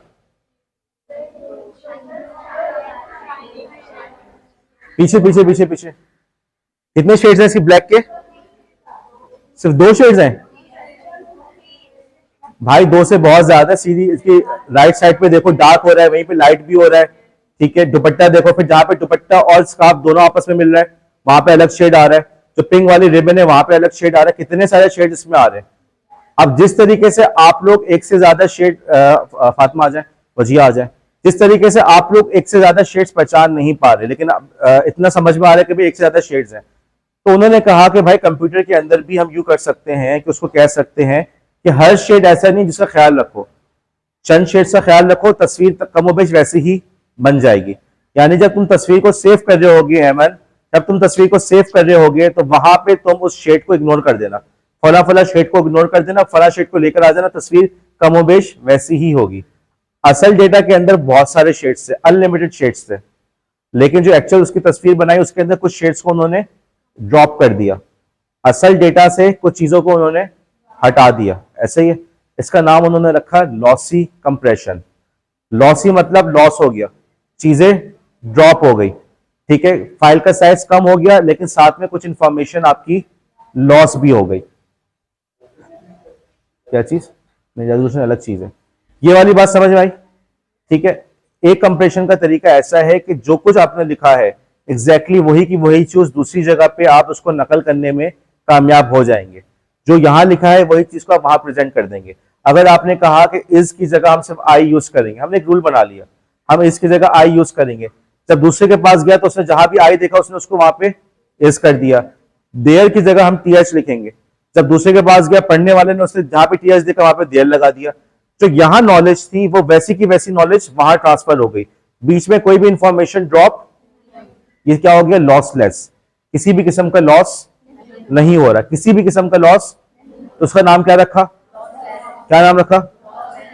दूसरे के अंदर उन्होंने कहा कि भाई हर चीज का ख्याल रखना जरूरी नहीं है। तस्वीर है, तस्वीर के अंदर थाउजेंड्स ऑफ शेड्स होते हैं, लेकिन इन थाउजेंड्स ऑफ शेड का ख्याल रखना जरूरी नहीं है। एक तस्वीर के अंदर आप कुछ शेड्स को उड़ा भी दो तब भी वो चीज सही मुनासिब लगती है। उन्होंने कहा शेड्स को ड्रॉप कर दो, साइज हमारा बच जाएगा। उसका नाम क्या रखा? Lossy compression. लॉसी और लॉसलेस का फर्क समझ में आ गया, ठीक है। लॉसलेस के अंदर डेटा पैकेज, डेटा या इंफॉर्मेशन को आप ड्रॉप करते हो, लॉसलेस में नहीं करते, ओके। और लॉसी के अंदर करते हैं। बोर्ड साफ करें, पिक्चर ले लो, पिक्चर लेने दो। अब ये टेक्निक जो हमने लॉसी और लॉसलेस की बात की कि ज्यादातर कहां इस्तेमाल हो सकती है, वहां जहां पे डेटा लॉस होने का इतना नुकसान ना हो। मसलन तस्वीर के अंदर अगर कुछ डिटेल्स गायब हो भी जाती हैं तब भी तस्वीर समझ में आ रही होती है। तो तस्वीर के अंदर आपने क्या यूज करना शुरू किया, लॉसी। ओके देखो ये इंपॉर्टेंट टॉपिक है, अभी से बता रहा हूँ, सुन लो गौर से सुनना इसको। लॉसी, आपने वहां पे कुछ डेटा को लॉस कर दिया, कोई फर्क नहीं पड़ता। वीडियो है, वीडियो के अंदर आपने कुछ चीजों को ड्रॉप कर दिया, आपको पता भी नहीं चलता। आपके पास म्यूजिक की फाइल्स है, म्यूजिक के अंदर भी जो आवाज, अगर हमने उसकी आवाज की थोड़ी क्वालिटी कम कर दी तब भी गाना मुनासिब लग रहा होता है या आवाज मुनासिब लग रही होती है। तो कुछ चीजें ऐसी होती हैं जहां पे अगर आपने कुछ डेटा लॉस भी कर दिया, ड्रॉप भी कर दिया, छोड़ भी दिया, तो उससे असर की क्वालिटी के ऊपर कोई फर्क नहीं पड़ता। लेकिन कुछ चीजें ऐसी होती है जहां पे उसकी क्वालिटी पे फर्क पड़ता है, तो वहां पे हम क्या यूज करते हैं, लॉसलेस। देखो लॉसलेस सीधी सी बात है।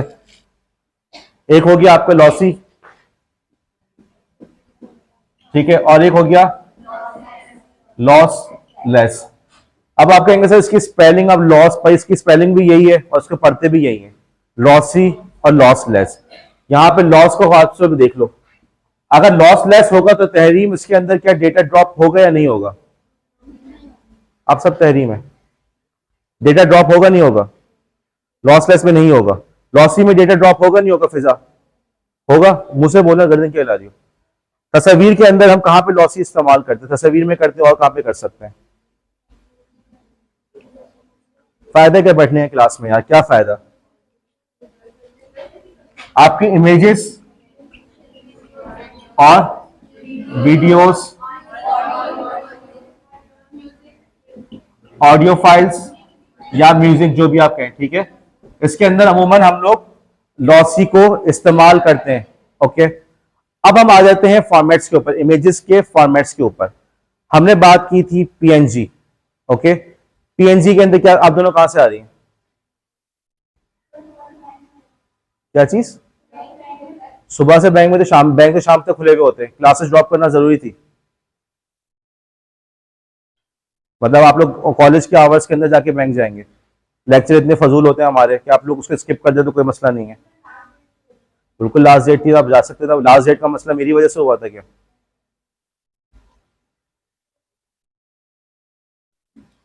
हमने बात की इमेज फॉर्मेट्स की, याद है, हमने बात की थी पीएनजी की, हमने बात की जेपैक की।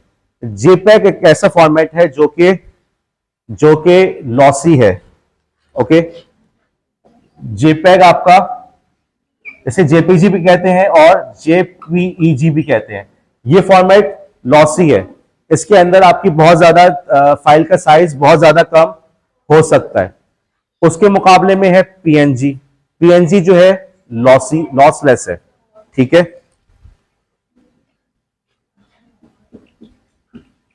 पीएनजी हो गया। एक और इमेज फॉर्मेट है जिसे कहते हैं टिफ, वो भी लॉसलेस है, ठीक है। ये आपका हो गया लॉसलेस, ठीक है, और यही कौन सा हो गया, जिपेक जो है लॉसी हो गया। और फिर एक और फॉर्मेट आ गया जिसका नाम रखा उन्होंने वेब पी, उसमें दोनों चीजें मौजूद है।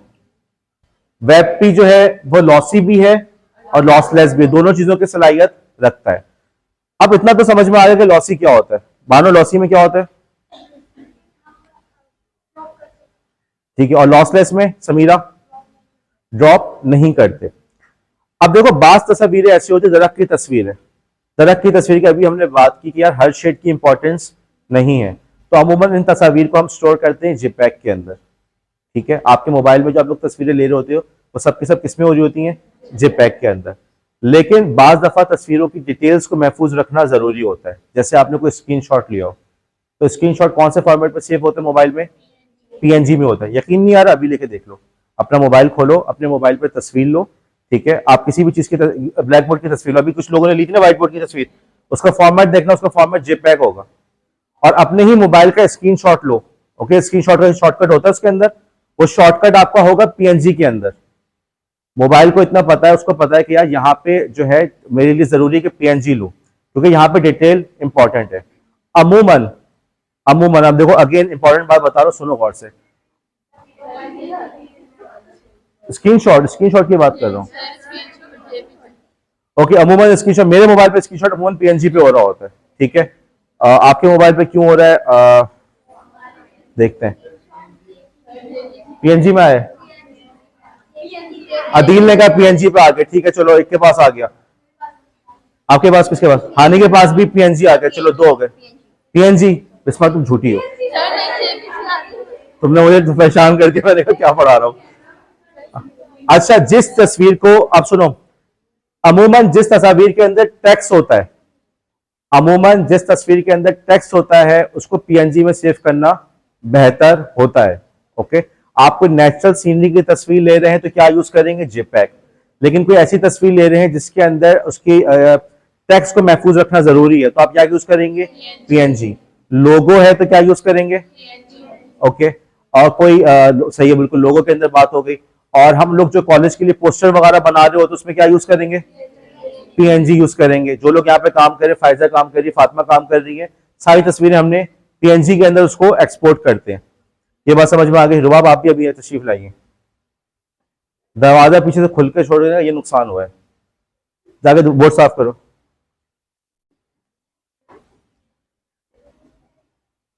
जल्दी जाओ बेटा, जल्दी जाओ, मुझे क्लास को कवर करने दो।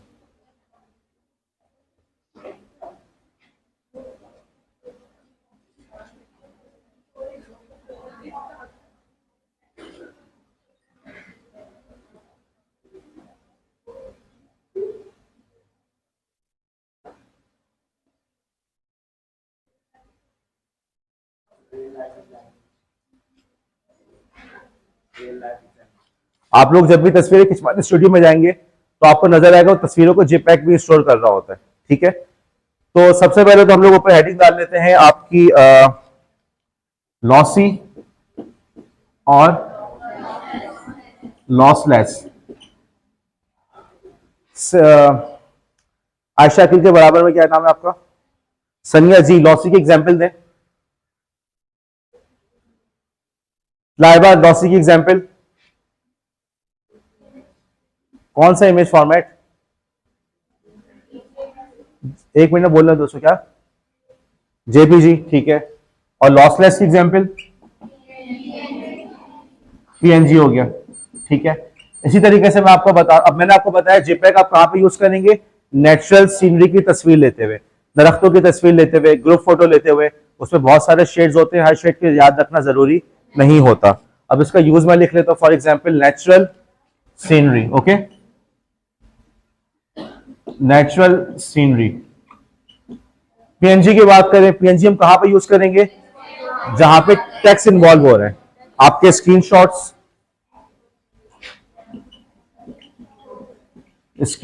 हो गए, और बताएं, लोगो हो गया, और पोस्टर्स हो गए आपके, और कहीं पे भी टेक्स्ट इन्वॉल्व हो रहा हो वहां पे आप क्या यूज करेंगे? पीएनजी यूज करेंगे।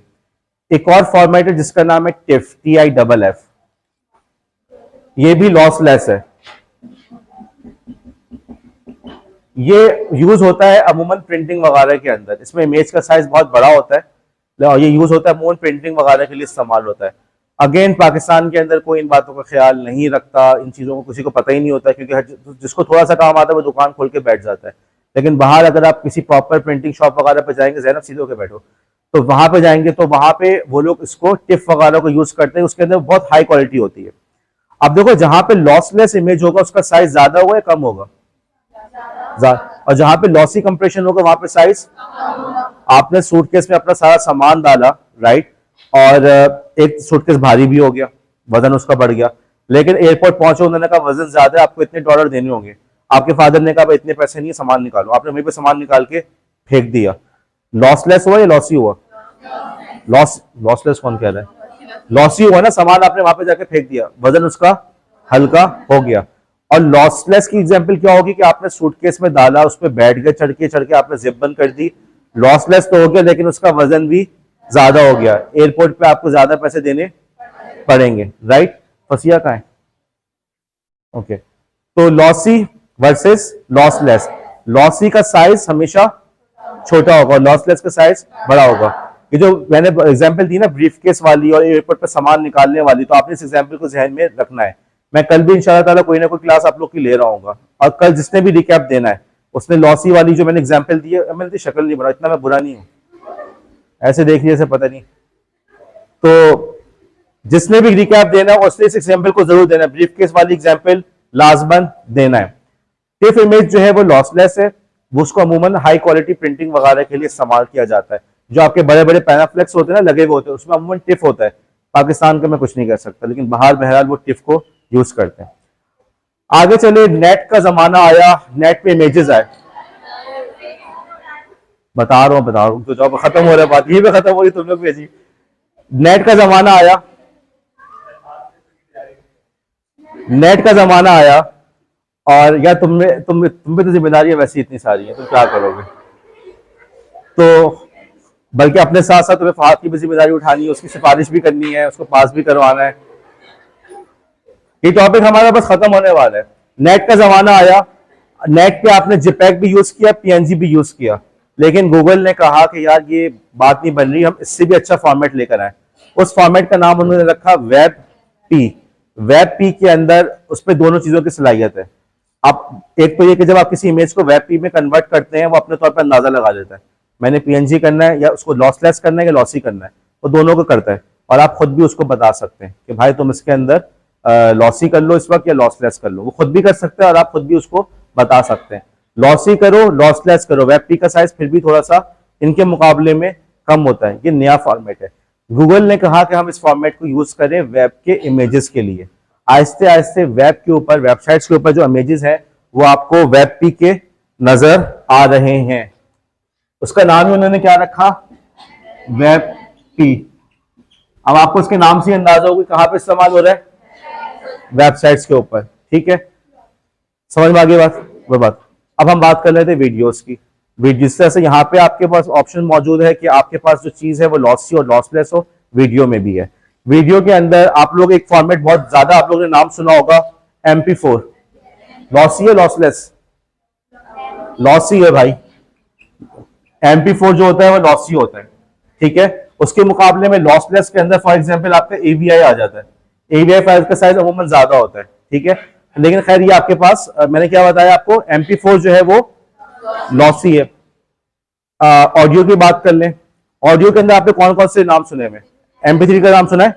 MP3 लॉसी हो गया, लॉसलेस होगा? MP3 हो गया। और उसके मुकाबले में ऑडियो के अंदर आपके पास क्या चीज होती है, उसको कहते हैं वेव, WAV।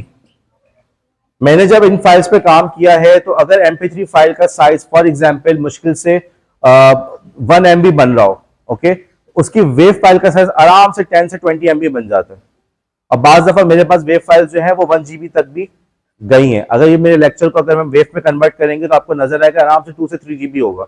लेकिन हम इसको MP3 पे काम कर रहे होते हैं, मुश्किल से कितने मेरे ख्याल में 50 MB से कम में काम हो जाता है। तो वेव फॉर्मेट क्या हो गया? लॉसलेस। और उसी का MP3 बनाते तो क्या हो गया? लॉसी हो गया। इस बारे में किसी के पास भी कोई सवाल? जी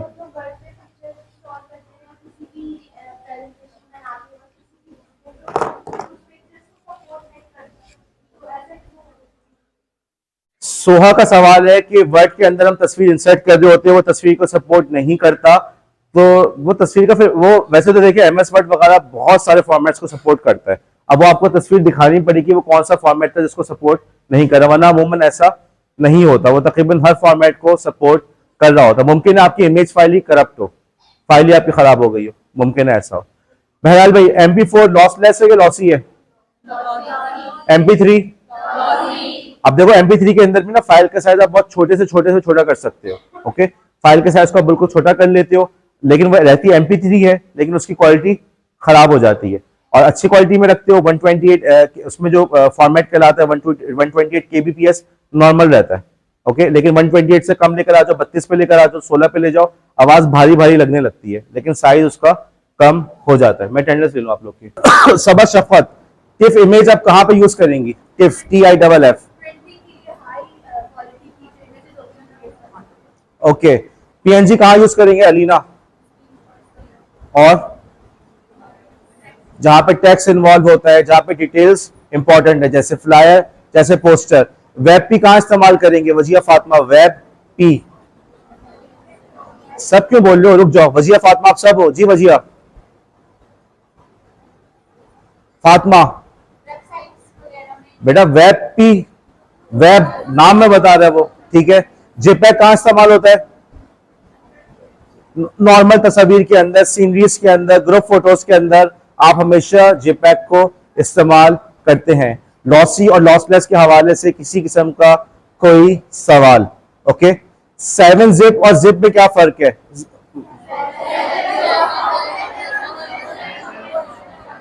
बहुत जबरदस्त जवाब है, थैंक यू कशफ। 7-zip और जिप में क्या फर्क है? सिर्फ कशफ। गुड, 7-zip सॉफ्टवेयर है, जिप फॉर्मेट का नाम है, कंप्रेशन फॉर्मेट है। जिप फॉर्मेट आपके ख्याल में लॉसी है या लॉसलेस है? एक मिनट, लॉसी वाले हाथ उठाएं। जिप फॉर्मेट लॉसी है या लॉसलेस है? लॉसी आप लोग के ख्याल में? ओके, हाथ नीचे कर दें। जिप जो है वो लॉसलेस है। ओके, जिप फॉर्मेट लॉसलेस है, इसीलिए जिप को अमूमन हम इस्तेमाल करते हैं टेक्स्ट फाइल्स के लिए। हम जिप को यूज करते हैं अपने एग्जीक्यूटिबल प्रोग्राम्स को आर्काइव बनाने के लिए, फॉन्ट्स के लिए। लॉसलेस है, हम कहते हैं भाई डिटेल इंपॉर्टेंट है। टेक्स्ट फाइल के अंदर अगर आपने कुछ चीजों को उड़ा दिया तो मतलब कुछ से कुछ हो सकता है, ऐसा ही है ना? तो टेक्स्ट फाइल के अंदर तो एक चीज इंपॉर्टेंट है, वर्ड की फाइल के अंदर एक चीज इंपॉर्टेंट है। तो इसलिए अमूमन इन तमाम फाइल्स के लिए हम क्या यूज करते हैं? जिप, जो कि लॉसलेस है। ओके, इसी तरीके से रार जो है, विन रार और रार में क्या फर्क है मानो? विन रार, विन RAR रार और रार, क्या फर्क है? वजिया फातिमा क्या फर्क है? वजिया हैदर क्या फर्क है? फॉर्मेट का नाम है। रार फॉर्मेट भी लॉसलेस है। ओके, ISO फॉर्मेट भी लॉसलेस है। अभी अदील एग्जांपल थी पावर ISO की। पावर ISO सॉफ्टवेयर है, ISO फॉर्मेट का नाम है। ओके, अब उम्मीद है इस क्लास के बाद अगली दफा आप लोग कभी सबा की तरह आप लोग के जहन में ये सवाल नहीं आएगा कि जिप वो फाइल होती है जो हम नहीं खोल सकते। ऐसा सवाल आपके जहन में नहीं आएगा, ऐसा मुगालता आप लोग को नहीं होगा। कोर्स हमारा हो गया कंप्लीट, ठीक है। अब बच जाएगी पावर पॉइंट। मैं चाह ही रहा था कि CPT में कराएं, लेकिन एक तो मेरे ख्याल में आप लोग भी थक गए, मैं भी थक गया, और CPT काफी गर्म होता है। तो CPT में जब भी क्लास लेंगे मॉर्निंग आवर्स में कोशिश करेंगे, थोड़ा सा मौसम ठंडा होता है, गुजारा हो जाएगा। अब हम बात शुरू करते हैं पास पेपर्स की। हम पुराने पेपर्स को सॉल्व करने की कोशिश करेंगे। फायदा कुछ नहीं, तुमने फिर छुट्टी करनी है। अमन, अलिशबा बोर्ड पे आइए। ओके, आप लोग को सब मैंने फोल्डर शेयर किया हुआ है, लिंक शेयर किया हुआ है आप लोग से। पास पेपर्स का लिंक मैंने शेयर किया हुआ है। उसके अंदर हम लोग शुरू करते हैं, let's say final exam, sorry KU के पेपर से शुरू करते हैं। Final exam KU professor Rabia, final exam KU-0 professor Rabia. Irtika के पास मोबाइल भी नहीं है, उरूसा के पास भी मोबाइल नहीं है, फिजा के पास भी मोबाइल नहीं है। बोर्ड साफ कीजिए।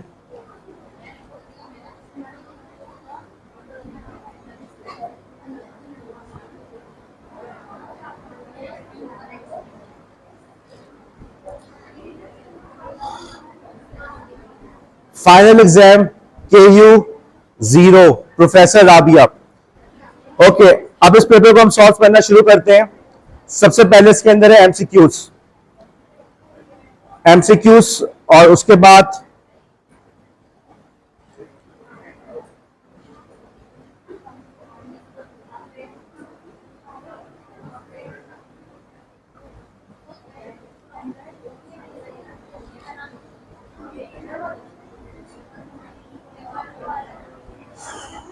हाँ बेटा लिखना है मुझे।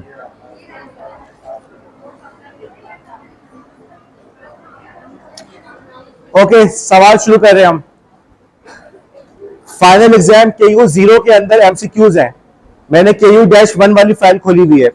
मेरे पास पहला सवाल इसमें आ रहा है, describe the uses of storage device in the education. Section B का पहला सवाल। इस सवाल को मैं इग्नोर करके आगे बढ़ रहा हूं। पहला सवाल जो मैं सॉल्व कर रहा हूं, what is the difference between analog and digital computer. पहला सवाल मेरे पास है, what is the difference between analog and digital computer. Okay, अब हम ब्रेनस्टॉर्मिंग कर रहे हैं। पेपर में हमारे पास सवाल आया, कराची यूनिवर्सिटी का पेपर दे रहे हैं।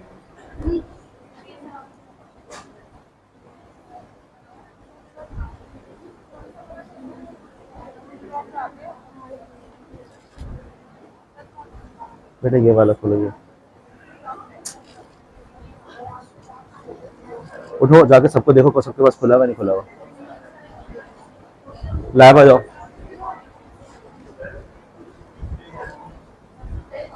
डेटा पैकेज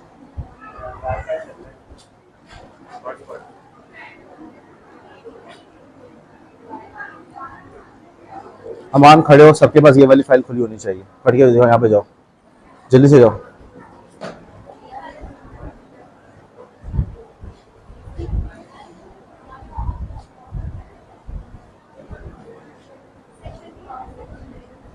लिखने की जरूरत नहीं है, बस हम सवाल का आंसर को सॉल्व करने की कोशिश करेंगे, ठीक है, कि कैसे करना है, उस पर ब्रेन स्टॉर्मिंग करनी है हमने। बेटा आगे जाओ, अमान तुम यहीं खड़े हो। Manahil Yamin,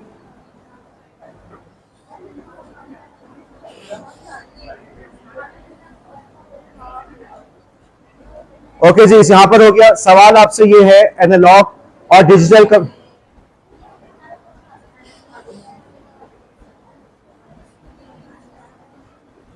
question number 1, analogue और डिजिटल के दरमियान क्या फर्क है? जी सनिया, क्या फर्क है आपके ख्याल में?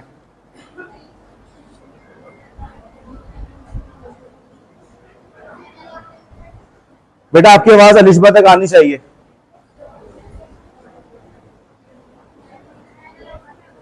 आवाज आ रही है? आयशा खालिद, उसको बताओ।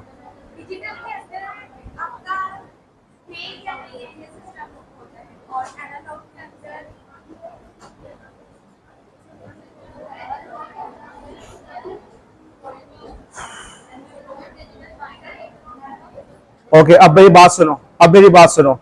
अब मुझे क्लास के अंदर कोई बंदा बात करता हुआ नजर ना आए, वरना क्लास से बाहर जाएगा, ठीक है? इतना मेरी भी गले की एक हद है, मैं एक हद तक ही चिल्ला सकता हूँ। सवाल हमारे पास है, एनालॉग और डिजिटल में क्या फर्क है? आयशा खालिद ने कहा कि डिजिटल के अंदर है या नहीं है, और एनालॉग में क्या होता है? जोर से बोलो। पेपर भी ऐसे शर्मा के लिख रहा है, तस्वीर बनाना, शर्मा रही हूं मैं, ये लिख देना, ठीक है? शर्म आ रही है मुझे इस वक्त। जी सबा, एनालॉग और डिजिटल में क्या फर्क है? अलिशबा आवाज आ रही है?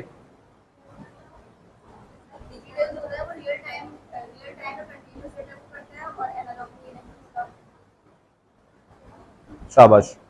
और कोई? जी फारिया।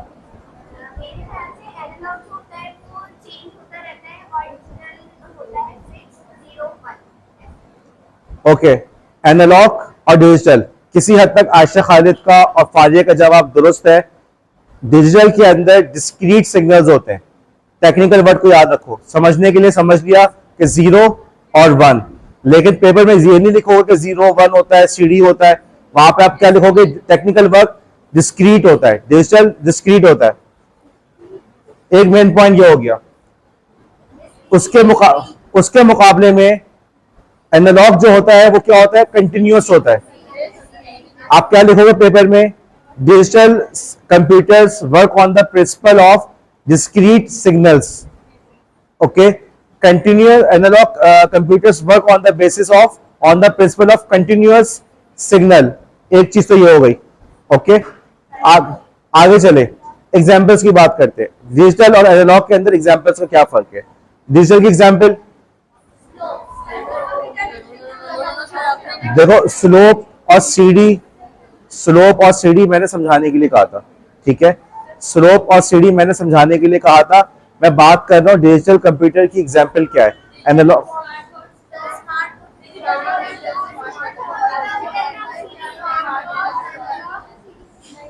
बेटा इस तरह से मुझे कोई मसला नहीं है। मैं कल भी यहाँ से 4 बजे निकला था, मैं आज भी 4 बजे चला जाऊंगा, मुझे कोई इश्यू नहीं है, ठीक है?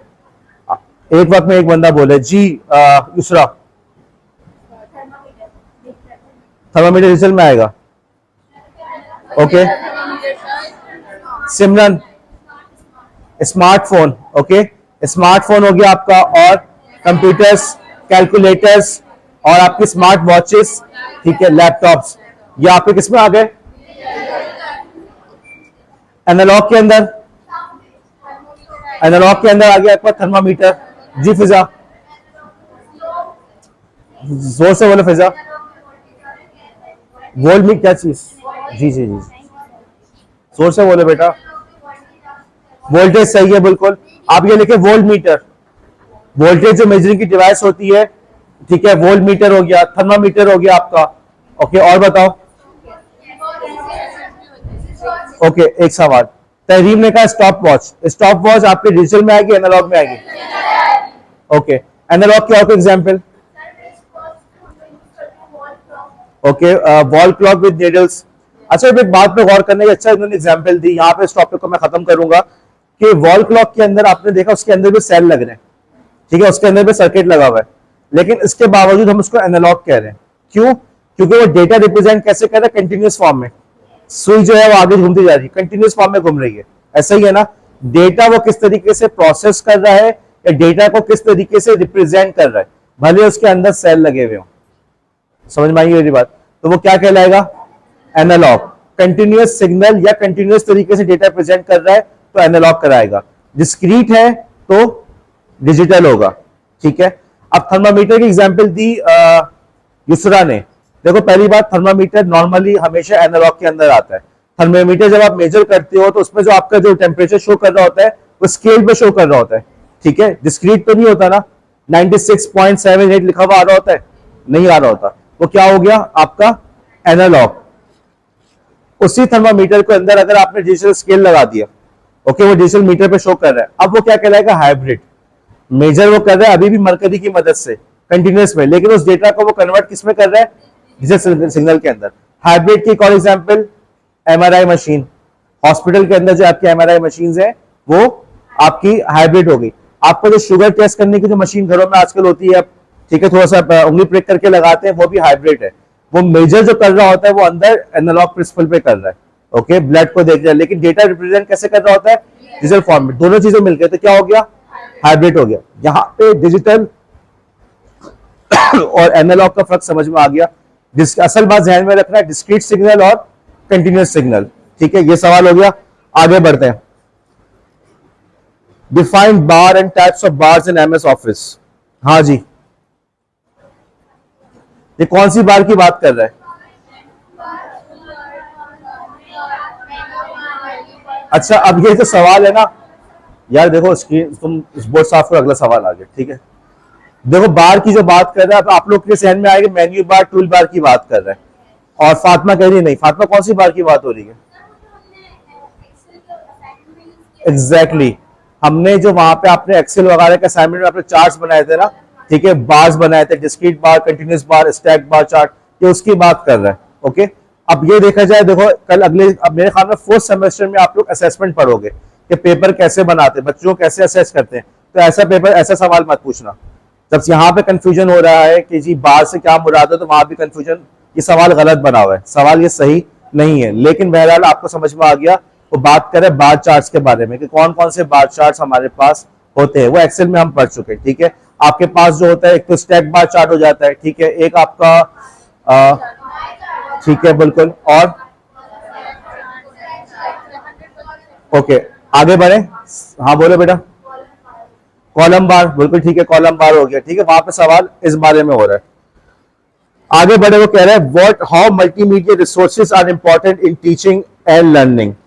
ओके, मल्टीमीडिया रिसोर्सेज की तालीम में क्या अहमियत है? आपके जहन में मल्टीमीडिया से क्या आता है जहन में?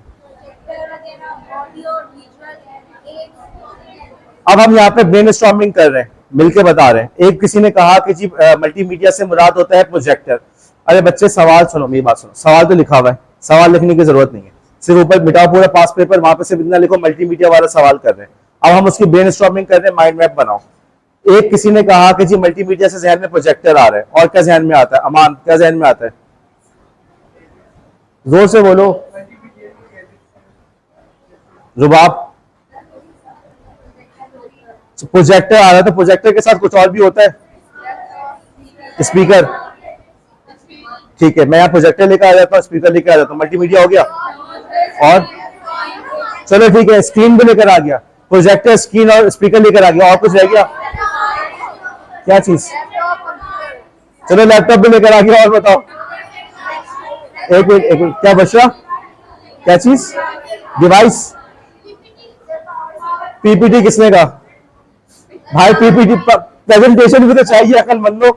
तुम लोग प्रोजेक्टर लेके पहुंचे, पावर सप्लाई की आवाज वहां से फिर लगा रही है। पावर सप्लाई पे पहुंचा दिया, आदिया ने वहां पे पावर सप्लाई पे पहुंचा दी, उनके पीछे छुपी हुई अहमद ने वहां पे जाके प्रोजेक्टर पे पहुंचा दिया, और इसके अलावा वहां पे स्क्रीन भी पहुंच गई, कंप्यूटर भी पहुंच गया, लेकिन प्रेजेंटेशन भी तो बनाओगे जालिमो। तुम लोग प्रेजेंटेशन के बगैर पहुंच रहे हो वहां पे। आप लोग की मिसाल ऐसी है कि बारात होगी, खाना होगा, गाड़ी होगी, दूल्हा कहाँ है? आइए बैठिए आप लोग आके पीछे, आदि मुजरिम, सारे आदि मुजरिम आदिया के साथ आके बैठ जाएं। ओके, तो आपके पास क्या हो गया? प्रेजेंटेशन, ठीक है, वो भी तो जरूरी है। मल्टीमीडिया के अंदर, मल्टीमीडिया का मतलब क्या? मल्टीमीडिया ऐसा मीडिया जिसके अंदर डिफरेंट सोर्सेज एक साथ इस्तेमाल हो रही हैं। आपके पास प्रिंट मीडिया था, ठीक है, निम्रा जाकर देखो, आपके पास प्रिंट, आगे सुनो, आगे देखो, आपके पास था प्रिंट मीडिया, प्रिंट मीडिया के अंदर हर चीज से प्रिंटेड फॉर्मेट में थी। आपके पास आया इलेक्ट्रॉनिक मीडिया, हर चीज इलेक्ट्रॉनिक फॉर्मेट में थी। आगे बढ़े, हमारे पास ऐसा मीडिया आया जिसके अंदर तमाम चीजें आपस में मिक्स हो रही हैं, जैसे आपकी पावर पॉइंट प्रेजेंटेशन, टेक्स्ट है उसके अंदर जी, तस्वीरें है उसके अंदर, इलेक्ट्रॉनिक है, वीडियो आ सकती है, ऑडियो आ सकती है, कलर्स, एनिमेशंस, मल्टीमीडिया हुआ नहीं हुआ? इसलिए उसको कहते हैं मल्टीमीडिया।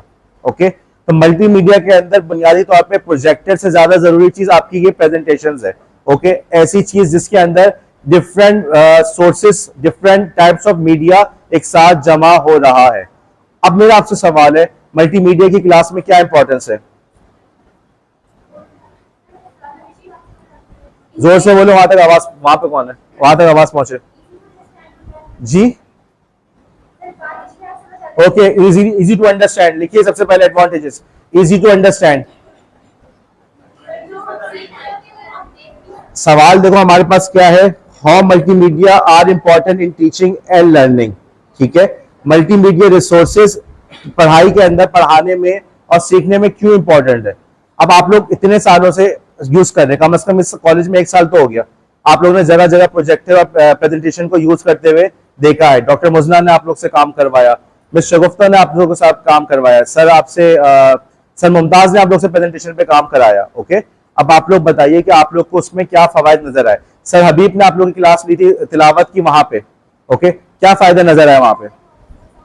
बेटा वहां तक आवाज पहुंचे, उससे नॉलेज में इजाफा हुआ, इंक्रीज इन नॉलेज, और सबा एंगेजमेंट, गुड एंगेजमेंट, और अच्छा अब मैं पूछूंगा, एक मिनट, सबा शफत इंटरैक्टिव, ओके इंटरैक्टिव, और अदील ठीक है, बिल्कुल सही है, brief, brief and concise information, और स्टूडेंट सेंटर, चलो ठीक है लिख दो। तो बहरहाल अब यहाँ पे एक चीज नोट करो, सवाल किसने सॉल्व किया? मैंने सॉल्व किया, मैंने आंसर डिक्टेट कराया। आप लोग को ये चीज पता है, सिर्फ और सिर्फ करने का काम क्या है कि आप लोग उस चीज को पेपर के वक्त घबराए मत, और पेपर के सॉल्व करते वक्त थोड़ा सा अपना जहन लगा के गौर करें कि इसका आंसर क्या हो सकता है। आगे बढ़े हम लोग, explain any 2 types of the following, firewall, control panel, audio visual aids. Okay, सबसे पहले हम बात शुरू करते हैं फायरवॉल से। बोर्ड साफ कर दो और अब लिखो, इसकी तस्वीर लेते रहना भाई। अब हम बात शुरू करते हैं फायरवॉल की। मुनीबा बताएंगे फायरवॉल क्या होती है?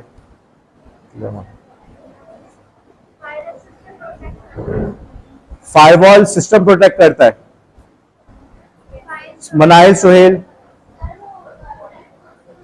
क्या चीज? क्या ट्रैफिक कांस्टेबल वाली बात बिल्कुल सही है, लेकिन पेपर में नहीं लिख सकते ना। Okay okay okay okay okay okay, एमन सिद्दीकी,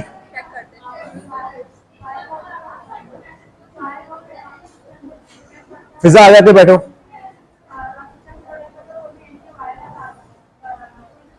गलत जी, गुड, अनऑथराइज्ड डेटा की एक्सेस को रोकता है। आगे बैठे जी, बताएं। ठीक है, अनऑथराइज्ड एक्सेस को रोक रहे हैं डेटा के लिए, ठीक है। और बताओ फायरवॉल कहाँ इस्तेमाल हो रहा होता है, किस जगह पे, किस मौके पे? मतलब फायरवॉल का टॉपिक हमने कहाँ पढ़ा था? Okay, protect from malware. और बताओ एक और चीज इंटरनेट के हवाले से भी जो था,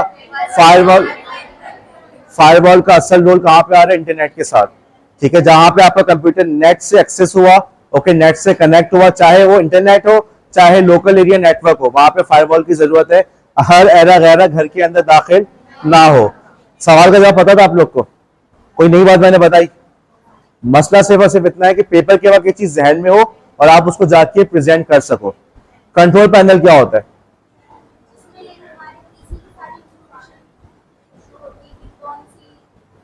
तो कंट्रोल पैनल से हम क्या काम करते हैं? कंट्रोल पैनल लैब में हमने यूज किया है, कीबोर्ड इंस्टॉल कर रहे थे तब हमने यूज किया है, राइट? तो क्या काम कर रहे थे कंट्रोल पैनल से? क्या काम कर रहे थे हम लोग? किसको कंट्रोल कर रहे थे? कंप्यूटर की कॉन्फ़िगरेशन, कंप्यूटर की सेटिंग्स के लिए कंट्रोल पैनल को हम यूज करते हैं। Okay, the purpose of the control panel is to configure and control the settings of the operating system. Okay, उसके जरिए कंट्रोल पैनल के जरिए से हम सिस्टम की सेटिंग चेंज कर रहे होते हैं। टाइम चेंज करना है कंट्रोल पैनल पे, कीबोर्ड नया इंस्टॉल करना है कंट्रोल पैनल पे, कीबोर्ड हटाना है कंट्रोल पैनल पे, आपने स्क्रीन सेवर सेट करना है कंट्रोल पैनल, वॉलपेपर चेंज करना है कंट्रोल पैनल। हर वो चीज जिससे आप अपने सिस्टम की, कंप्यूटर की सेटिंग्स चेंज कर रहे हैं, वहां पे कंट्रोल पैनल इस्तेमाल होता है। लेकिन एक बात ध्यान में रखना, कंट्रोल पैनल का ताल्लुक ऑपरेटिंग सिस्टम से होता है। अगर आप लोग लैब वाली नॉलेज को यूज करो ना, लैब वाली नॉलेज को यूज करो। थोड़ा सा यहाँ पे प्रॉब्लम क्या आ रहा है कि आप लोग अपना दिमाग इस्तेमाल नहीं कर रहे। लैब के अंदर हमने कंट्रोल पैनल यूज किया था कीबोर्ड के लिए, ओके, टाइम के लिए। लेकिन मुझे बताओ, कीबोर्ड और टाइम का ताल्लुक ऑपरेटिंग सिस्टम से है या एप्लीकेशन से, किसी एमएस वर्ड से था? तो कंट्रोल पैनल यूज होता है ऑपरेटिंग सिस्टम को कॉन्फ़िगर करने के लिए। जी, ओके। उसके बाद अगला जो चीज इसमें पॉइंट आया हुआ है वो है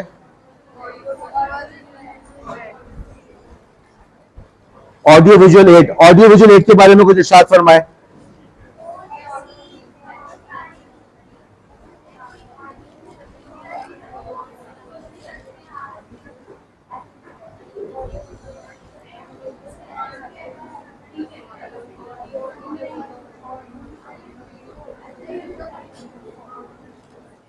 ऑडियो विजुअल एड से आपके जहन में क्या आ रहा है?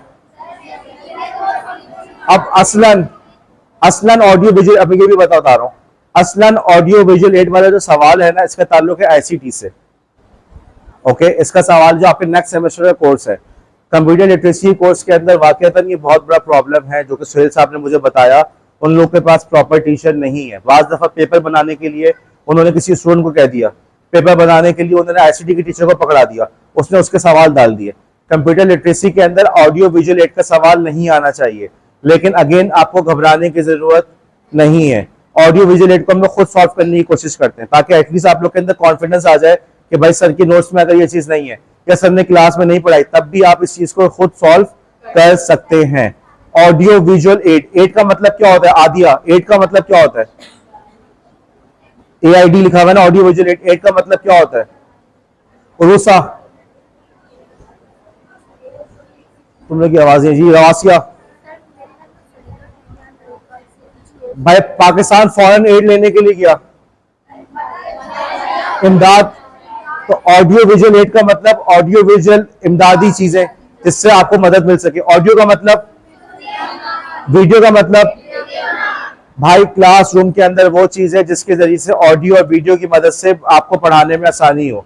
ठीक है, क्या होता था? टेलीविजन, क्लासरूम के अंदर बाकायदा टेलीविजन लाके बच्चों को उसमें इंफॉर्मेटिव मूवीज वगैरह, डॉक्यूमेंट्रीज दिखाई जाती थी। ऑडियो के अंदर बच्चों को फॉर एग्जाम्पल आपने तराने सुना दिए, नगमे सुना दिए, इकबाल की नज़में बच्चों को याद करवा रहे, उससे अच्छा कि आपने बच्चों को तराना सुना दिया। आपने क्लास के अंदर ऑडियो और विजुअल दोनों एड्स को इस्तेमाल किया, राइट? अब एक चीज कोई मुश्किल काम है? ठीक है, क्लासरूम के अंदर आपने टेलीविजन पे बच्चों को फिल्में दिखा दी, टेलीविजन लेकर आ गए, छोटी मोटी इंफॉर्मेटिव वीडियोस, छोटी मोटी डॉक्यूमेंट्रीज, या आपने बच्चों को नगमे सुना दिए, तराने सुना दिए, बच्चों के सिर्फ इकबाल की नज़मों के अलावा भी जो बच्चों की पोएम्स होती हैं वो आपने सुना दी, राइट? तो ये ऑडियो विजुअल एड्स के अंदर आ रहा है। आप इसको क्लास में यूज करने से क्या फायदा होगा?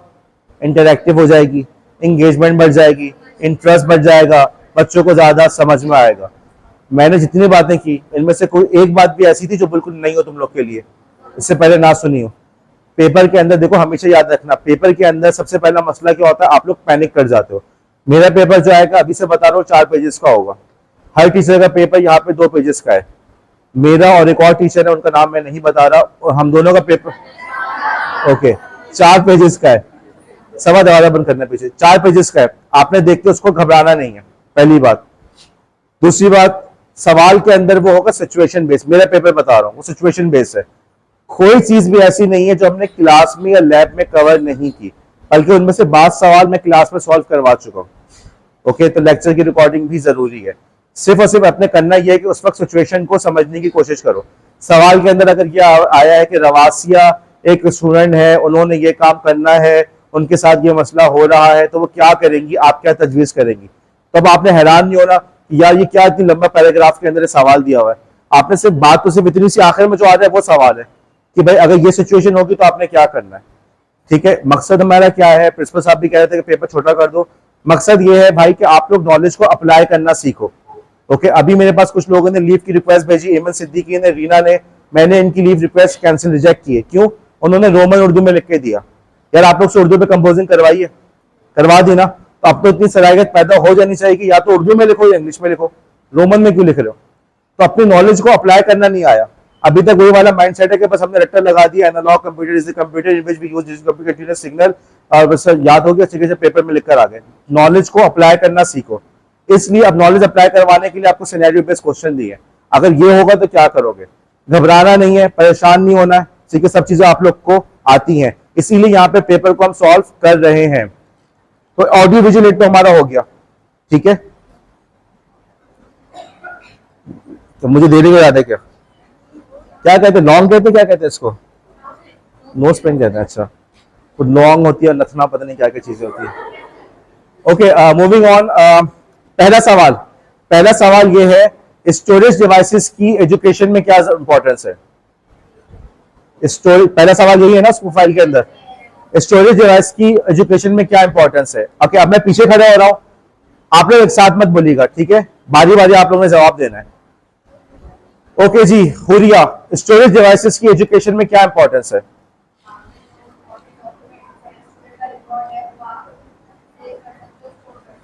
Okay, storing student record. आगे चलें।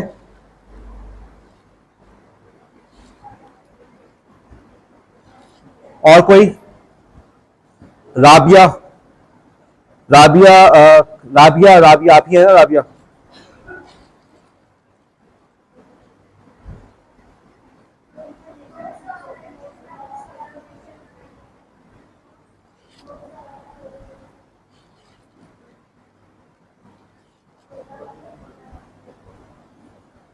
ठीक है। और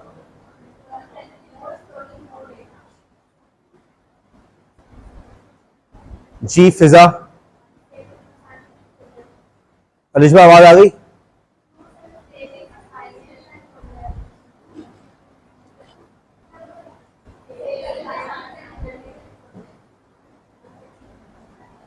जी निमरा, क्या इंपॉर्टेंस है?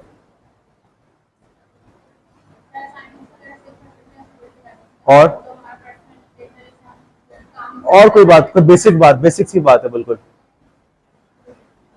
स्टोरेज डिवाइसेस के बगैर कंप्यूटर चल सकता है? हार्ड ड्राइव खराब हो तो कंप्यूटर चलता है? तो आप ये भी तो लिखें कि storage devices are integral to the modern computer. आज के दौर का कंप्यूटर स्टोरेज डिवाइसेस के बगैर काम ही नहीं कर सकता। ओके, ये इनकाटा का नाम सुना किसी ने? इनकाटा, माइक्रोसॉफ्ट इनकाटा। ओके, चलो मैं ये कहानी भी सुना देता हूँ। देखो इतना सब, अब सबसे पहली बात, ये सवाल ना गलत है। स्टोरेज डिवाइसेस की एजुकेशन में क्या इंपॉर्टेंस है? मेरे भाई, स्टोरेज डिवाइस के बगैर तो कंप्यूटर चल ही नहीं सकता। अल्लाह जाने में पूछने क्या चाह रहा था, लेकिन ये सवाल पिछले सेमेस्टर भी आ चुका है। और मजे की बात है कि ये वाला पेपर जो था ये रिपीट हुआ था पिछले सेमेस्टर, पिछले साल में ये वाला पेपर रिपीट हो गया था। तो आप ये भी अंदाजा लगाएं कि क्या हाल चल रहा है हमारा, कि वो लोग नया पेपर भी नहीं बना सकते। लेकिन ये पास पेपर वाली एक्टिविटी कितनी इंपॉर्टेंट है। और ये जो मैं क्लासेस टीचर से बोरो कर रहा हूँ, सर रिजवान से, सर हबीबुल नबी से, वो कितनी इंपॉर्टेंट है कि यार हम लोग पास पेपर जो है इनको सॉल्व करना जरूरी है। पहली बात, ये सवाल है गलत, लेकिन हमारी क्लास के बच्चों ने सवाल को अटेम्प्ट किया और उन्होंने यही सब चीजें लिख दी कि इससे ये फायदा होता है, पढ़ावे में आसानी, नोट्स वगैरह। असल बात यह है कि स्टोरेज डिवाइसेस के बगैर तो कंप्यूटर चल ही नहीं सकता। एक और चीज हुई, आप लोग को इंसाइक्लोपीडिया होता था, जैसे डिक्शनरी होती थी, इंसाइक्लोपीडिया। डिक्शनरी कहां पर है आजकल? मोबाइल के ऊपर। डिक्शनरी कहां पर है, सॉरी इंसाइक्लोपीडिया कहां है? विकीपीडिया। ओके, विकीपीडिया, इंसाइक्लोपीडिया, दुनिया जहां की मालूमात उसके अंदर है। पहले की चीजें, आयशा अकील, पहले की चीजें, मोबाइल दो मुझे, नोटबुक बंद करो। तो पहले की इंसाइक्लोपीडिया वगैरह आप लोग उसको साल में एक दफा परचेज करने पे मजबूर होते थे। अब बहुत महंगी होती थी, चंद घरों में होती थी या लाइब्रेरीज में होती थी, उसको अफोर्ड करना भी हर किसी के बस में बात नहीं होती थी। अब उसके अंदर जब भी आपका सीडी रोम वगैरह का इनकलाब आया, इतना सारा डेटा आप इतनी सी सीडी में महफूज कर सकते हैं, तो क्या नतीजा निकला कि माइक्रोसॉफ्ट ने एक इंसाइक्लोपीडिया बनाया जिसका नाम था माइक्रोसॉफ्ट इनकार्टा। पूरी दुनिया जहां की मालूमात तो 4 सीडी या 1 डीवीडी में होती थी, जो चीज भी चाहो उसमें पूछ सकते हो। और मजे की बात उसमें यह भी थी कि आप उसमें 3D व्यू भी कर सकते थे। जैसे अगर आप पिरामिड देख रहे हैं जो एहराम मिस्र है, तो बाकायदा एहराम मिस्र के अंदर आप जाके अंदर उसके घूम रहे, म्यूजिक चल रही है, मशल रोशन है, पुराने जमाने में जाके आप बाकायदा उसके अंदर अपने माउस से जिस तरफ चाहे उसको घुमा ले। ओके, दुनिया जहां की जो मालूमात आप लेना चाहे उसके अंदर आ रही थी। बाकायदा जो पुराने जमाने के लोग थे, इब्राहिम लिंकन, उसकी स्पीचेस भी उसमें मौजूद थी। तो पूरा जो इंसाइक्लोपीडिया था सारा का सारा 4 सीडीज या 1 डीवीडी पे आ गया था। इससे तालीम की दुनिया में बहुत बड़ा इनकलाब आया। आप खुद सोचो कि इससे पहले जो इंसाइक्लोपीडिया जो चंद महदूद लोग ही खरीद पाते थे, जो सिर्फ लाइब्रेरीज खरीद पाती थी, उसके लेटेस्ट एडिशन खरीदना हर किसी के बस की बात नहीं थी। वो तमाम की तमाम चीजें 30 रुपए की सीडी में पहुंच गई। उस जमाने में सीडी 30 रुपए की मिलती थी, तो 4 सीडी वो 100 रुपए में देता था। 100-150 रुपए के अंदर आपको पूरा पैकेज मिल रहा था, पूरी दुनिया जहां की मालूमात उस एक डीवीडी के अंदर। इससे तालीम के अंदर कितना बड़ा इनकलाब आया। ओके, अब आप यहाँ पे ये भी लिख सकते हैं कि इंटरनेट के बगैर भी आप स्टोरेज डिवाइसेस को यूज कर सकते हैं। मैं कॉलेज में आया, आपने कहा सर घर पे नेट नहीं है, मैंने कहा अच्छा मेरे नोट से यूएसबी में ले जाओ, मेमोरी कार्ड में ले जाओ। तो नेट के बगैर भी चल रहा है, नहीं चल रहा? तो ये भी इंपॉर्टेंस होगी कि you can use storage devices without internet. ठीक है, जहां पे इंटरनेट नहीं चल रहा, जहां पे इंटरनेट सही नहीं चल रहा, वहां पे भी आप स्टोरेज डिवाइसेस को यूज कर सकते हैं। ओके, कोई सवाल? सिर्फ एक इनकार्टा वाली बात नहीं है, बाकी तमाम बातें आप लोगों को पहले से मालूम थी। अगर गौर करो तो मैंने जो इंटरनेट वाली बात की है ये भी आप लोग को पहले से पता थी। आगे चले। ओके, अलिशबा वापस आ जाए। अब फातिमा बोर्ड पे, लाइबा रूफ बोर्ड पे।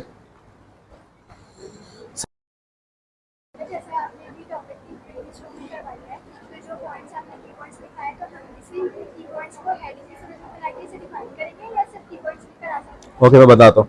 ओके जी, आगे बढ़ते। सेक्शन सी का पहला सवाल कौन सा सॉल्व करना चाहिए? Why computer literacy subject is important in B.Ed honors program? How did it benefit you in current semester? Share your experience. जी भाई, कंप्यूटर लिटरेसी पढ़ने का क्या फायदा हुआ? ओके, वहां तक आवाज पहुंचे, लाइव तक आवाज पहुंचे भाई।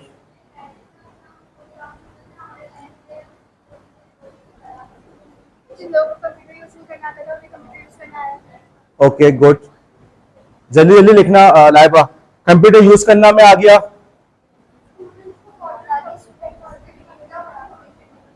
क्या चीज? कौन सी information? Okay, we learn to use different applications, MS Word और डिफरेंट टेक्नोलॉजीज का पता चला, कंप्यूटर यूज करना आया। इसके अलावा कोई और बात? एक मिनट जी, स्किल, चलो हो गई, ठीक है, स्किल डेवलप हो गई। वजिया फातिमा, नॉलेज में इजाफा हो गया। और कोई पता है भाई? अच्छा, मेरे ख्याल में बुशरा, बुशरा बस कर दो भाई। मेरे ख्याल में सबसे इंपॉर्टेंट पॉइंट तो यह है कि आज के दौर में कंप्यूटर के बगैर गुजारा ही नहीं है। आज का teacher, computer has become an essential part of our society. A teacher or a student cannot escape the importance, cannot escape the usage of computer. ठीक है, कंप्यूटर से आपको फरार नहीं है।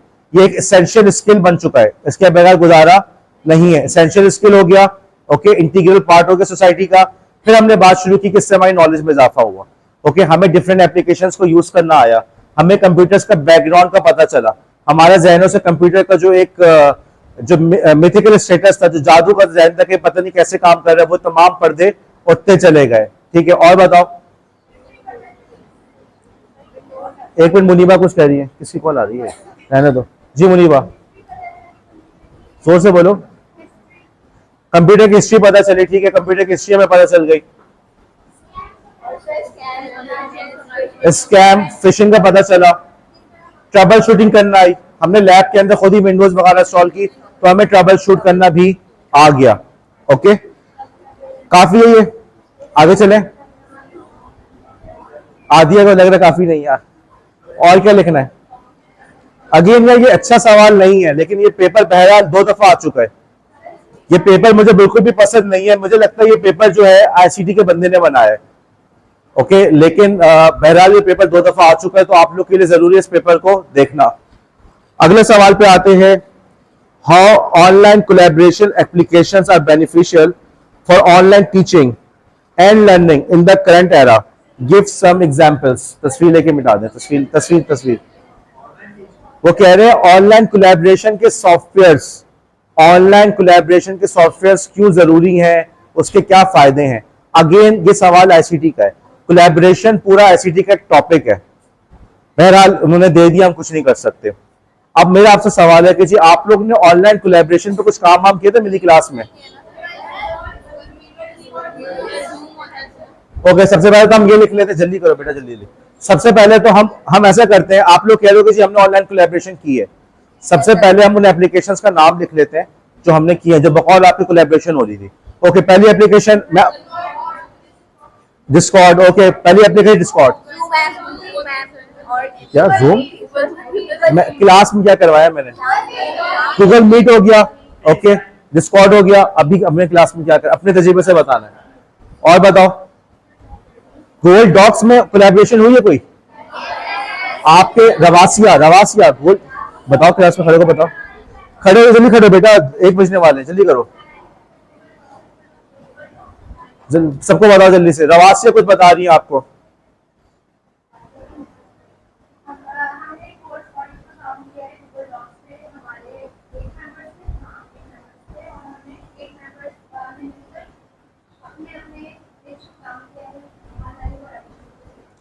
डॉक्यूमेंट एक ही थी लेकिन डिफरेंट लोग उस पर काम कर रहे थे। ये बैठ जाए, यही चीज हुई गूगल शीट्स के अंदर भी। अगर आपने मुझसे शेयर किया, मैं उसको देख पा रहा हूं, उसको इवेल्युएट कर पा रहा हूं, तो कोलैबोरेशन यहां भी तो हो रही है। तो गूगल डॉक्स, गूगल शीट्स भी ऑनलाइन कोलैबोरेशन की एग्जांपल्स हैं। आप लोग ने क्लास में कोलैबोरेट किया है। अब मेरा आपसे सवाल है, कोलैबोरेशन को फायदा हुआ? क्या फायदा हुआ? लाइबा क्या फायदा हुआ?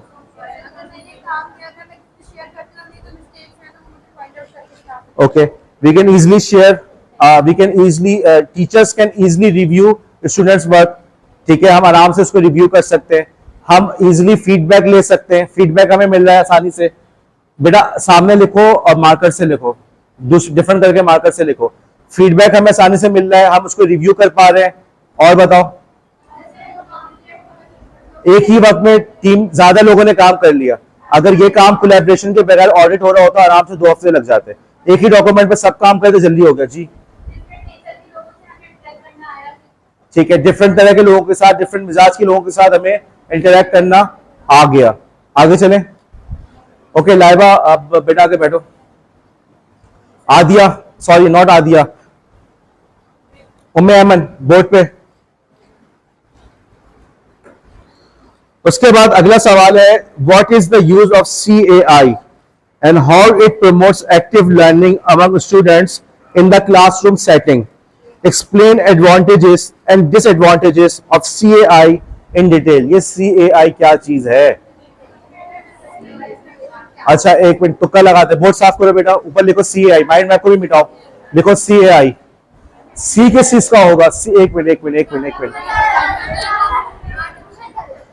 यार, थोड़ा सा उसमें रहम करो भाई, तीसरी क्लास है ना, चिल्ला चिल्ला के थक गया प्लीज यार। चौथी क्लास है, तीसरी हो? अच्छा ओके, तो 6 का रिकॉर्ड पूरा कर लेते आज। जी राबिया, सी क्या चीज है? सी हो गया कंप्यूटर, ए ओके ओके, और अच्छा आई क्या है? ओके ये जो है सी आई कंप्यूटर एडेड इंस्ट्रक्शन या कंप्यूटर असिस्टेड इंस्ट्रक्शन। अगेन ये टॉपिक है हमारा आईसीटी का। भाई कंप्यूटर के जरिए से आप बच्चों को कैसे पढ़ा सकते हैं। अब इसकी एग्जांपल चलो अभी हम बात कर लेते हैं, कंप्यूटर असिस्टेड इंस्ट्रक्शन या कंप्यूटर एडेड इंस्ट्रक्शन। अब इसकी एग्जांपल्स में क्या क्या आ जाएगा आपके ख्याल में? क्या क्या आ जाएगा यार? तुम लोग को सवाल का जवाब पता है, और अगर जवाब नहीं दिया मैं 2 बजे तक सबको रोक के रखूंगा। जवाब बताओ। आप लोग उसको यूज भी कर चुके हो यार, पता है आप लोग को। अच्छा एक बात बताओ, आपके दादा के जमाने में मल्टीमीडिया होता था? मल्टीमीडिया आज के दौर पर जब हम मल्टीमीडिया बात कर रहे हैं, कहां से आया? कंप्यूटर से आया। मल्टीमीडिया से पढ़ाने में आसानी हो रही है। कंप्यूटर एडेड इंस्ट्रक्शन के अंदर मल्टीमीडिया नहीं आएगा, आपको पता था नहीं है? तो बहन में कनेक्शन क्यों नहीं जोड़ा? अब 2 बजे तक रुक रहे हो तुम लोग। एक एग्जाम्पल होगी 4 बजे, ठीक है अधील ने कह दिया। मल्टीमीडिया हो गई एग्जाम्पल। मल्टीमीडिया जो है कंप्यूटर एडेड इंस्ट्रक्शन के अंदर आ रहा है। और बताओ, यूट्यूब पे लेक्चर सुनते हो? टीचर बोल सकता है, बल्कि मैंने खुद 5 दफा वीडियो शेयर की है। कंप्यूटर इस्तेमाल हो रहा है, कंप्यूटर की वजह से हो रहा है, वरना आपके दादा परदादा के जमाने में होता था। कंप्यूटर एडेड इंस्ट्रक्शनल वीडियो आ गई। और बताओ, अभी देखो ब्राउजर, जो तुम लोग कह रहे हो ब्राउजर, मासूम ने कहा ब्राउजर, तो ब्राउजर एक जनरल टर्म है ना यार, उसको लेकर आओ क्लासरूम तक महदूद करो। हमने क्लास के अंदर बहुत सारे काम किए, और काम बताओ। क्विज़ेस, इससे पहले क्विज़ेस होते थे, कंप्यूटर का सही इस्तेमाल आ रहा तभी तो कंप्यूटर एडेड इंस्ट्रक्शन के अंदर क्विज़ेस शामिल हो ही नहीं हुए। और आगे बढ़ जाओ, फ्लैश कार्ड आप यूज कर रहे हैं। असल में मैंने बार बार बताया था, क्विज जो है वो फ्लैश कार्ड की तरीके से हम इस्तेमाल कर रहे हैं, तो फ्लैश कार्ड भी आ गया। कंप्यूटर एडेड इंस्ट्रक्शन हो रही नहीं हो रही? ठीक है, और बताओ। लेक्चर रिकॉर्डिंग्स, लेक्चर वीडियो, ठीक है। तो भाई ये सबका तमाम चीजें किसमें आ गई? कंप्यूटर एडेड इंस्ट्रक्शन के अंदर। ओके, अब अगला सवाल कैसा क्या था इसका? इसके फवायद नुकसानात। जी निम्रा, फायदा बताइए इसका। फायदा क्या? जो भी बोलो तो। अच्छा अब एक तुम लोग, अभी से मैं एक बात बता रहा हूं, आईसीटी का जब पेपर दे रहे होंगे ना अगले सेमेस्टर इंशाल्लाह, अगर आप लोग की जिंदगी रही तो आप लोग जब आईसीटी का पेपर दे रहे होंगे तो उसमें अक्सर सवालों के जवाब में ना चंद 1-2 आंसर रख लिए ना, सारे से पूरा पेपर हो जाएगा। हर सवाल के जवाब में यही आएगा, एंगेजमेंट, ठीक है, इंटरैक्टिव और इजी टू अंडरस्टैंड, ये तमाम चीजें। तो इसी पेपर के अंदर मल्टीमीडिया के अंदर भी हमने यही लिखा, ठीक है। इसी पेपर के अंदर ऑडियो विजुअल एड में भी हमने ये लिखा, और इसी पेपर में इसमें भी हम ये लिखेंगे। इसके एडवांटेज क्या है? इंटरैक्टिव और एंगेजिंग और इजी टू अंडरस्टैंड, और स्टूडेंट के स्किल डेवलप करने के अंदर हमारे काम आ रहा है, ठीक है। अब डिसएडवांटेज की बात कर ले। डिसएडवांटेजेस क्या थे?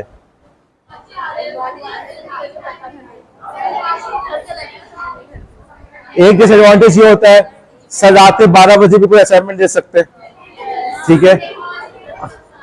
क्या? अटेंडेंस। अच्छा अटेंडेंस इश्यू वाली बात सही है, लेकिन इसको थोड़ा सा इसको पॉलिश करने की जरूरत है। फिजा, टेक्निकल इश्यूज एक है, डिमेरिट्स में आता है टेक्निकल इश्यूज। हमारे मुल्क में क्या, इवन अमेरिका के अंदर भी हर किसी के पास सर को कंप्यूटर यूज करना नहीं आ रहा, टेक्निकल इश्यूज है। हर किसी के पास इंटरनेट नहीं है। ओके, एमएल लिखा, इंटरनेट का इशू आ रहा है, टेक्निकल इश्यूज का आ रहा है, कॉस्टली है। ओके, अब आप लोग को कहना पड़ता है सर हमारे पास डेटा पैकेज नहीं है, मोबाइल नहीं है, अम्मा अब्बा इजाजत नहीं दे रहे, अब ये एक नया मसला शुरू हो गया। ओके, आपके पास कॉस्ट बढ़ती चली जा रही है, ठीक है। और बताओ, दुआ बोलो, मुझे समझ नहीं आ रहा। इकोनॉमिक्स, हेल्थ इश्यूज, कंप्यूटर के इस्तेमाल से हेल्थ इश्यूज तो हो रहे हैं ना आपके, वो अपनी जगह हो रहा है। अभी मुझे कल एक बच्ची ने बताया कि कोई मुझसे घर में वालिदैन सख्ती कर रहे हैं कि हर वक्त क्या हाथ में मोबाइल लेके बैठी हुई हो, और उनको बताना पड़ रहा है कि मैं सर तलाक की क्विज कर रही हूँ, जबकि मुझे पता है वो क्विज नहीं कर रही होती, वो टिकटॉक देख रही होती है। तो ये बात हो गई, ठीक है। अच्छा, फिर एक और इसमें इशू आ जाता है आपका टाइम मैनेजमेंट का इशू आ रहा है। रात के 12 बजे भी आपके पास सवाल वगैरह पहुंच सकता है, ये होता है। आप खुद देखो, पहले हम लोग घर पहुंच जाते थे, छुट्टी हो गई, हमारी भी छुट्टी हो गई जॉब वाले की। अब क्या होता है, जो शाम के 4 बजे मैसेज आ रहा है, हमें ये चाहिए वो चाहिए, वो तुम वो करो, तुमने कॉल नहीं उठाई, तो आप 24 घंटे के मुलाजिम हो गए। और यही चीज स्टूडेंट के साथ भी हो रही है, वो भी 24 घंटे एंगेज हो रहा है। आगे आके जगह बनाओ, आगे आके बैठो।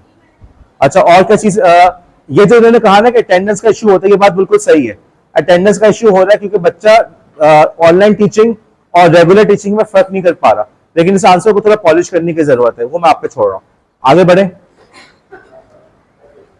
What is the role of massive open online courses during COVID-19 and how mock courses, mock नहीं MOOC है, MOOC, इसने स्पेलिंग गलत लिखी हुई है, MOOC के, ये क्या कह रहे हो, ये असल में है massive open online courses, massive open online courses, MOOC।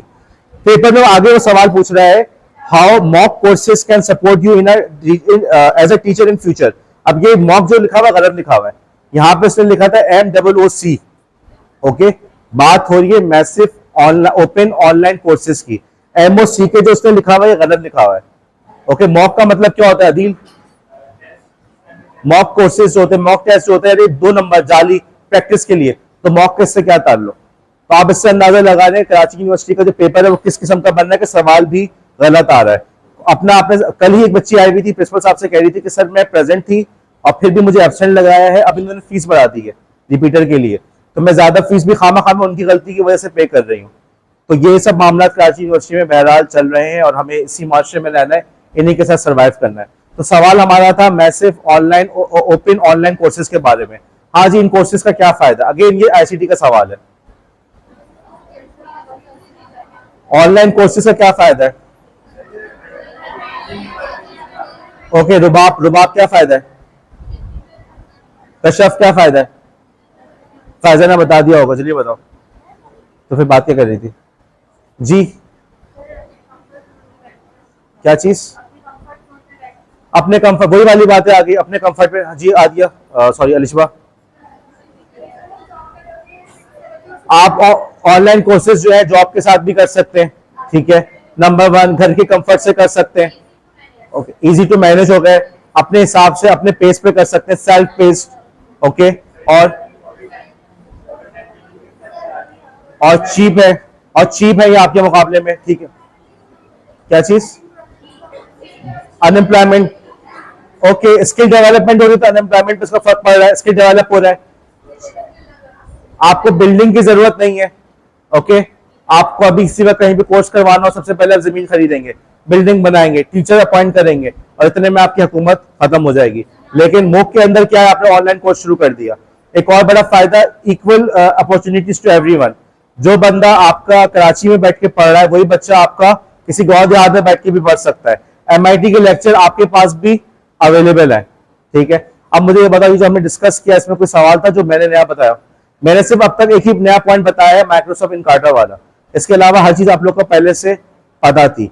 सवालात आपको आते हैं, हम ये थोड़ी सी प्रैक्टिस और करेंगे, इंशाल्लाह ताला आप लोग को इशू नहीं होगा। इस तरह से पेपर सॉल्व करने का फायदा हो रहा है। तो भाई काइंडली अपनी अटेंडेंस को इंश्योर करो। 2 बातें मैं कर लूं, क्विज़ेस के अंदर किसी को कोई भी मसला है तो देखो मुझे आके अभी से बताओ, बाद में मत कहना। देखो मेरी बात सुनो, मुनीबा मोबाइल हटाओ, बात सुनो मेरी। क्विज़ेस देखो, मैं आपके घर में इश्यूज थे, आप कॉलेज नहीं आ सके, समझ में आती है बात। आप उम्र पे गए हुए थे, नहीं कर सके, क्लास में नहीं आ सके, बात समझ में आती है। अम्मी की तबीयत खराब, अब्बू की तबीयत खराब, बच्चे की तबीयत खराब, बात समझ में आती है। लेकिन आप अगर घर के अंदर भी बैठ के क्विज़ेस नहीं कर पा रहे तो मेरे नजदीक आप सबसे ज्यादा कामचोर आदमी है। इससे ज्यादा आसान क्या हो सकता है? किसी भी वक्त कर लो, अभी हमने खुद ही बताया ना आप लोगों ने, घर बैठ के कर लो, किसी भी वक्त कर लो, अपने हिसाब से कर लो। जो बच्चा वो भी नहीं कर पा रहा तो वो तो बिल्कुल ही गया गुजरा है। आपके पास एम्पल टाइम है। ओके, मैं आपको ये नहीं कह रहा कि आपने 25 से पहले करने, आराम से करते हो। 10 दिसंबर तक करो, मैं अभी से बता रहा हूँ, उससे भी आगे निकल जाएगा ये। मैं कराची यूनिवर्सिटी एग्जाम तक की डेट तक टाइम देता हूँ। मकसद ये है कि रोजाना 1-1, 2-2 जरूर करो। ऐसे करो कि उसके अंदर तुम्हारे 16 नंबर आ जाए।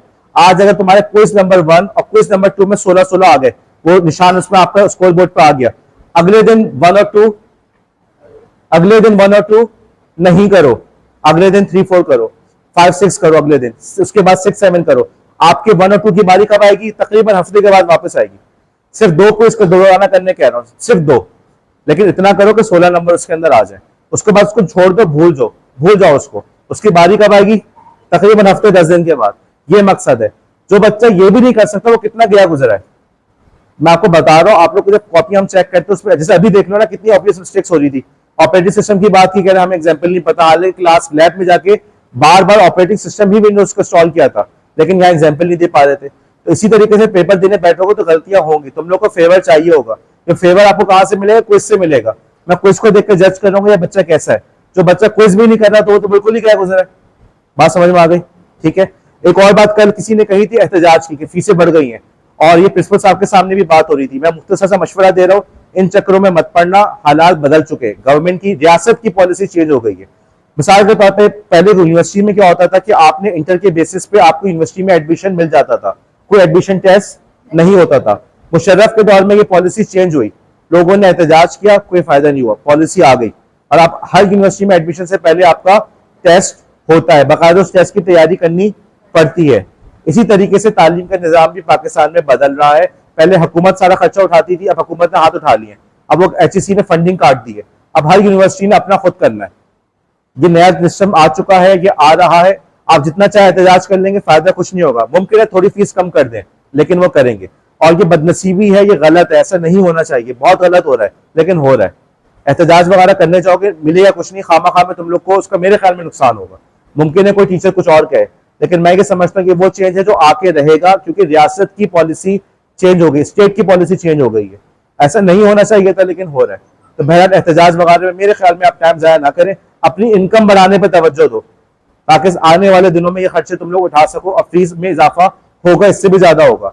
बेहतर है कि इनकम पे तवज्जो दो ताकि खर्चा उठा सको। और एक और बात मैं बोलूंगा, कहते हैं ना कि नाशुक्री करने का नुकसान होता है। अब हमारे यहाँ बच्चे क्या करते थे कि पेपर को सीरियस नहीं लेते थे, भाई 400 रुपए फीसें दे देंगे। आजकल 400 रुपए में क्या चीज आती है? तो 400 रुपए हो गए, हम दे देंगे। नतीजा क्या निकला? फेल पे फेल हो रहे, पढ़ाई की तवज्जो नहीं दे रहे, हम पे आकर दबाव डाल, हमें पास कर दो। कराची यूनिवर्सिटी में तो हम हो ही जाएंगे पास 2 दफा 3 दफा। अब देखो वो लोग कहते हैं नाशुक्री नहीं करनी चाहिए, अब देखो फीसें कितनी बढ़ गई। तो यही वाली बात होती है, देखो तालीम को इंपॉर्टेंस दिया करो। ये मत समझा करो कि आज एक चीज आपके पास अवेलेबल है हमेशा होगी। आज आप लोगों के पास लैब अवेलेबल है, आप लैब में आके आजादी से काम कर सकते हैं। मुमकिन है कल आपको ये भी ना मिले। ओके, मुमकिन है कल आप लोग को मार्केट जाना पड़े कि जी मेरे लैपटॉप पे विंडोज इंस्टॉल करो, और वो आपका डेटा चोरी कर रहा हो या कुछ और काम कर रहा हो। तो जो चीज फैसिलिटी मिल रही हो उसको अवेल किया करो, उस पर शुक्र अदा किया करो।